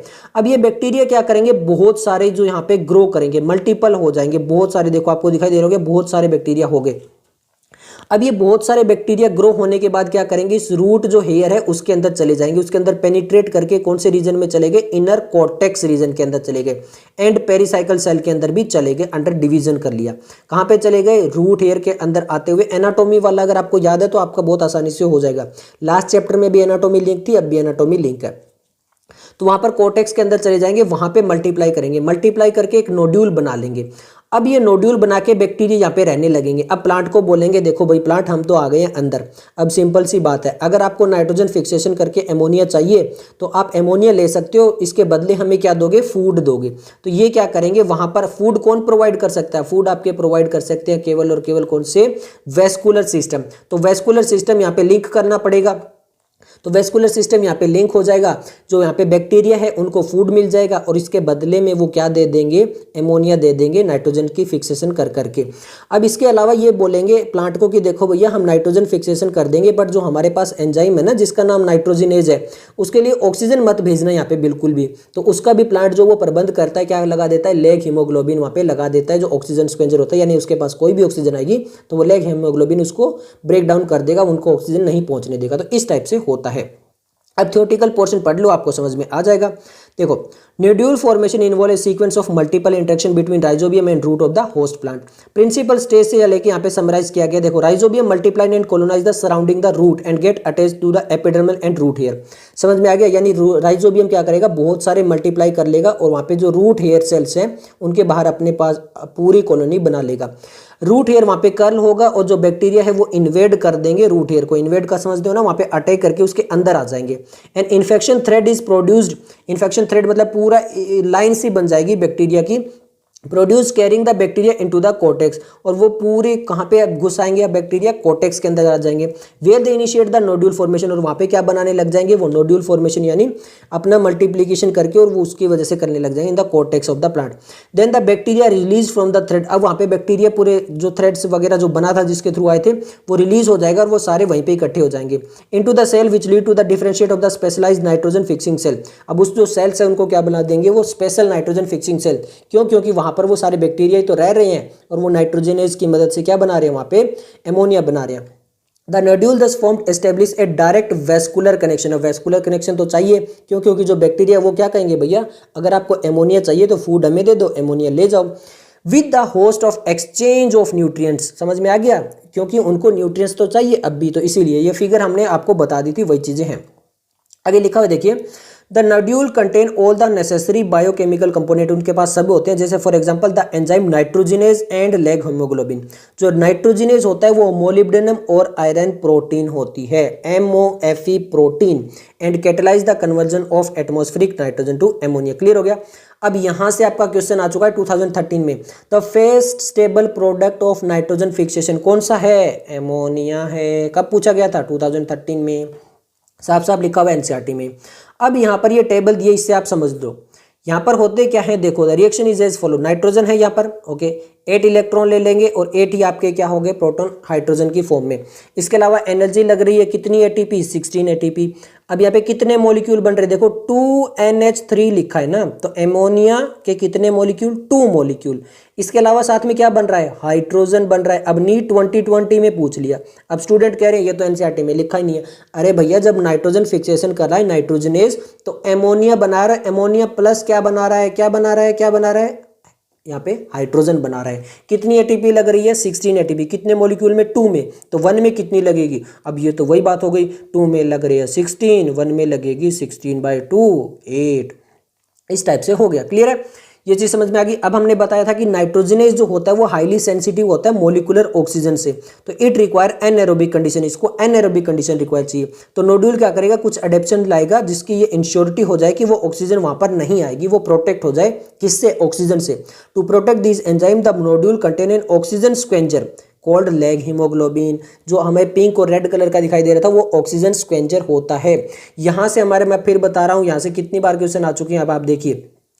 यहाँ से आ चुके हैं 2011 में, 13 में, 15 में और नीट 2020 के अंदर, इतनी बार यहाँ से क्वेश्चन आ चुके हैं। क्लियर है, ओके। आगे लिखा है, it is interesting to note that these microbe live is aerobic condition under free living. तो हमने बात की थी कि जो हमारे राइजोबियम और फ्रैंकिया होते हैं वो एटमॉस्फेयर में तो फ्री लिविंग में रहते हैं, बट जब वो नाइट्रोजन फिक्स करेंगे तो वो किस कंडीशन में रहेंगे, सिम्बायोटिक में, where nitrogen is not operational but during the nitrogen fixation they become anaerobic thus protecting the nitrogen. इसके अलावा जो फ्री लिविंग स्टेट में रह रहे होते हैं उस टाइम वो हो सकते हैं कि एरोबिक कंडीशन में हो, बट जब नाइट्रोजन फिक्स करेंगे तो वो क्या हो जाएंगे, एनएरोबिक हो जाएंगे। क्यों, क्योंकि वहां पे ऑक्सीजन आने ही नहीं देगा। कौन नहीं आने देगा, leghaemoglobin. You may be notice about the egg reaction MOB, nitrogenase को जो है वो रिक्वायर होती है एटीपी की, very high input of energy requirement होती है। फॉर एग्जांपल 8 एटीपी पर ईच एमोनिया को प्रोड्यूस करने के लिए 8 एटीपी की रिक्वायरमेंट होती है। The energy required thus is obtained from the respiration of the host cell, जो होस्ट सेल है उसी के रेस्पिरेशन से एनर्जी वो लेंगे। क्लियर हो गया, तो यहाँ तक ये आपको स्टेप भी समझ में आ चुका होगा। ये डायग्राम भी देख लीजिए, यहाँ पे ये एंजाइम है नाइट्रोजनेज, यहाँ पे ये सबस्ट्रेट आ गया एमोनिया, फिर यहाँ पे हाइड्रोजन आ गया, फिर यहाँ पर ये देखिए ब्रेक डाउन हो रहा है और यहाँ पे आपका एमोनिया बन गया और आपका क्लियर हो गया, और हाइड्रोजन बन गया और यहाँ पे ये वन नाइट्रोजन वापस फिक्स हो गया, फिर वापस फ्री हो गया, फिर ऐसे स्टेप ये चल रहा है। क्लियर, ये डायग्राम भी आप देख सकते हो। अब हम बात करेंगे किसके बारे में, फेट ऑफ एमोनिया के बारे में। तो फेट ऑफ एमोनिया यानी फेट क्या होता है, ये FAT नहीं है, ये वो वाला फेट नहीं, ये FATE है। फेट का मतलब होता है डेस्टिनेटी यानी फाइनल जगह जहां पर उसको जाना होता है। तो यहाँ पर एमोनिया हमने बना चुके हैं, तो उसका फाइनल क्या चीज़ होगा, कहाँ पर वो प्लांट्स में क्या काम करेगा। At physiological pH the ammonia is protonated to form ammonium ion, यानी अगर फिजियोलॉजिकल pH की बात करें तो वहाँ पे एमोनिया जो होता है वो एमोनियम आयन में जाता है। While most of the plant can assimilate nitrate, ज़्यादातर प्लांट क्या करते हैं, जो नाइट्रेट होती है उसको एसिमिलेट का मतलब एब्जॉर्ब कर लेते हैं, as well as ammonium ion को भी एब्जॉर्ब कर लेते हैं। बट जो एमोनियम आयन होता है वो टॉक्सिक होता है प्लांट्स के लिए, और इसीलिए जो है इसको ज़्यादातर इस फॉर्म के अंदर एक्यूमुलेट नहीं किया जाता है। तो फिर जो हमारा एमोनियम आयन है उसको क्या करेंगे, इसको यूज़ करेंगे to synthesize amino acid in the plant, यानी यहाँ पर एमोनियम आयन को यूज करके हम एमिनो एसिड बनाएंगे प्लांट्स के अंदर। और इसके मेनली दो तरीके दिए हुए हैं एनसीईआरटी में अंदर। तो पहला है रिडक्टिव एनिमिनेशन। रिडक्टिव एमिनेशन का मतलब क्या होता है, यहाँ पर देखिए, in this process ammonia react with the alpha ketoglutaric acid. यहाँ पर हम अल्फा कीटोग्लूटेरिक एसिड के साथ में जो है वो एमोनियम आयन को रिएक्ट करवाएंगे और क्या बना लेंगे, ग्लूटामिक एसिड। और ये क्या है, एक अमीनो एसिड है, एसिडिक अमीनो एसिड, जो हमने बायोमोलिक्यूल चैप्टर में भी पढ़ा था। कैसे होता है देखिए, यहाँ पर अल्फा कीटा ग्लूटेरिक एसिड लिया गया, एमोनियम लिया गया, यहाँ पे NADPH, और फिर यहाँ पे एक एंजाइम लिया गया, कौन सा, ग्लूटामेट डिहाइड्रोजिनेज, और यहाँ पे क्या बना लिया, ग्लूटामेट। ग्लूटामेट का ही नाम होता है ग्लूटामिक एसिड। क्लियर है, और इसके अलावा वाटर बना और यहाँ पर एनर्जी यूज हुई। तो इस तरह से हमने क्या बना लिया, एक एमिनो एसिड बना लिया। इस प्रोसेस को बोलते हैं रिडक्टिव एमिनेशन। तो सेकंड प्रोसेस क्या है, सेकंड प्रोसेस में क्या करते हैं, जो सेकंड प्रोसेस होता है ट्रांस एमिनेशन, वहां पर एक अमीनो डोनर होता है और एक अमीनो एक्सेप्टर होता है। क्लियर है, यहाँ पर जो अमीनो एसिड जो डोनर होता है वो हमारा जनरली एक क्या होता है, अमीनो एसिड होता है, और जो अमीनो एसिड होता है वो जनरली कीटो ग्रुप होता है। क्लियर है, यहाँ पर ये वाला जो क्या है वो हमारा एक अमीनो एसिड है, और जो अमीनो एक्सेप्ट करेगा वो क्या है, कीटो ग्रुप है। क्लियर है, अब यहाँ पर क्या होगा, जो एमोनियम को ये एक्सेप्ट करके क्या बना लेंगे, ये बना लेंगे एमाइड्स। क्या बना लेंगे, एमाइड्स बना लेंगे। तो अब इसको कैसे डिफरेंशिएट करोगे, इस टाइप से समझो। यहाँ पर देखो, ये अमीनो डोनर के पास में R1 ग्रुप है, और जो अमीनो एक्सेप्टर है उसके पास में R2 ग्रुप है, यानी जो कीटो ग्रुप वाला है R2 है। अब ये जो एमोनियम आयन है ये यहाँ पे चला जाएगा और इसके साथ में एक्सचेंज हो जाएगी ऑक्सीजन। देखो ध्यान से, R2 वाला जो है वहाँ पर जो होता है पहले केवल ऑक्सीजन थी, बट अब यहाँ पे क्या आ गया, यहाँ पे एमोनियम आयन आ गया। क्लियर हो गया, इस टाइप से एक्सचेंज होता है कीटो ग्रुप के साथ में। दिया भी हुआ है देखो, फॉर एग्जांपल यहाँ पर दिया it involve the transfer of amino group from one amino acid to the keto group of a keto acid, यानी जो कीटो एसिड है उसके कीटो ग्रुप पे कौन चला जाएगा, अमीनो चला जाएगा। क्लियर है। Glutamic acid is the main amino acid from which it transfer to NH2, यानी जो NH2 रेडिकल होता है, ठीक है, जो अमीनो ग्रुप है, क्लियर है, वो कहाँ पे उसमें मेन जो रोल प्ले करता है वो ग्लूटामिक एसिड है। मेन यहाँ पर अमीनो एसिड है जो इसको ट्रांसफर कर रहा है। किसको ट्रांसफर कर रहा है, एक अमीनो ग्रुप को ट्रांसफर कर रहा है। The amino group takes place and other amino acid are formed through transamination, और other type के amino acid यहाँ पे बन जाते हैं। The enzyme transaminase catalyze all such reaction, यहाँ पर आपको ये रिएक्शन दी हुई है। अब देखिए यहाँ पर इस टाइप का एक एग्जांपल दिया ट्रांसएमिनेशन का, जिसमें एमाइड बनते हैं। The two most important amide asparagine और ग्लूटामीन। जो ग्लूटामीन है वो किससे बना होगा, वो बना होगा आपका किससे, ग्लूटामेट से, यानी ग्लूटामिक एसिड से। लिखा हुआ है found in the plant are a structural part of the protein. ये जो आपका एस्पाराजीन और जो आपका ग्लूटामिन एमाइड है, ये आपके स्ट्रक्चरल पार्ट में प्रोटीन के बहुत इंपॉर्टेंट रोल प्ले करते हैं। They are formed from two amino acid name दिया एस्पार्टिक एसिड से बना है आपका एस्पाराजीन और ग्लूटामिक एसिड से बना है आपका ग्लूटामिन। क्लियर हो गया। ये किस प्रोसेस से बने हैं, ट्रांसएमिनेज प्रोसेस से बने हैं। इसके अलावा अगर आप बात करें तो in by addition of another amino group to each, यहाँ पर अमीनो ग्रुप यहाँ पर भेजा गया है, क्योंकि अमीनो ग्रुप किसने दिया, डोनर ने दिया है, और अमीनो जो कीटो ग्रुप है उसने उसको एक्सेप्ट करके बनाया है। The hydroxyl part of the acid is replaced by another radical, और इसके अलावा जो आपका हाइड्रोक्सिल जो पार्ट होता है जहाँ पे हाइड्रोजन अटैच होता है, कई बार उसको भी रिप्लेस किया जाता है किसके साथ में, जो हमारा एमोनियम ग्रुप है उसके साथ में एक्सेप्ट करके। अब उसकी वजह से क्या हो जाएगा, जो अमाइड है उसके पास में मोर नाइट्रोजन हो जाएगी, अमीनो एसिड से भी ज़्यादा जो है वो कई बार उसके पास में नाइट्रोजन हो जाती है। क्यों, क्योंकि उसके पास में पहले से नाइट्रोजन है, फिर उसको एक और रेडिकल दे दिया तो यहाँ पे नाइट्रोजन ऑटोमेटिकली ज़्यादा हो जाएगी as compare to amino acid. किसके पास में ज़्यादा हो जाएगी, जो हमारे एमाइड है जैसे एस्पाराजीन और ग्लूटामिन है, उनके पास में जो आपकी नाइट्रोजन है वो ग्लूटामिक एसिड और एस्पार्टिक एसिड से ज़्यादा है। क्लियर होगा, ये बताने की कोशिश कर रहे हैं। आगे लिखा है देखिए, they are transported to the other part of the plant via xylem vessel, और ये जाइलम वेसल के थ्रू जो वो ट्रांसपोर्ट की जाती है। अब यहाँ से नीट 2020 में क्वेश्चन है लाइन से, in addition along with the transpiration stream the nodule of the some plant. Example दिया है सोयाबीन, जो लेग्यूम प्लांट होता है, इसका एक अलग नाम भी है जिसको बोलते हैं ग्लाइसिन मैक्स। किसको बोलते हैं, ग्लाइसिन मैक्स, सोयाबीन को बोलते हैं। ठीक है, तो यहाँ पर ये बायोलॉजिकल नेम आता है ग्लाइसिन मैक्स सोयाबीन का।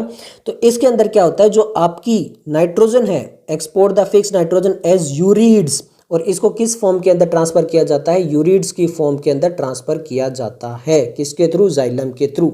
These compounds are also have particularly high nitrogen to carbon ratio, और यहाँ पर भी जो हाई नाइट्रोजन होता है एज कम्पेयर टू कार्बन, किसके अंदर, यूरिड्स के अंदर। क्लियर है। तो इसके साथ ही ये चैप्टर हमारा कंप्लीट होता है। अगर आपको ये वीडियो पसंद आई तो लाइक कीजिए, दोस्तों के साथ शेयर कीजिए। मिलते हैं जल्दी नेक्स्ट वीडियो के साथ, तब तक के लिए धन्यवाद।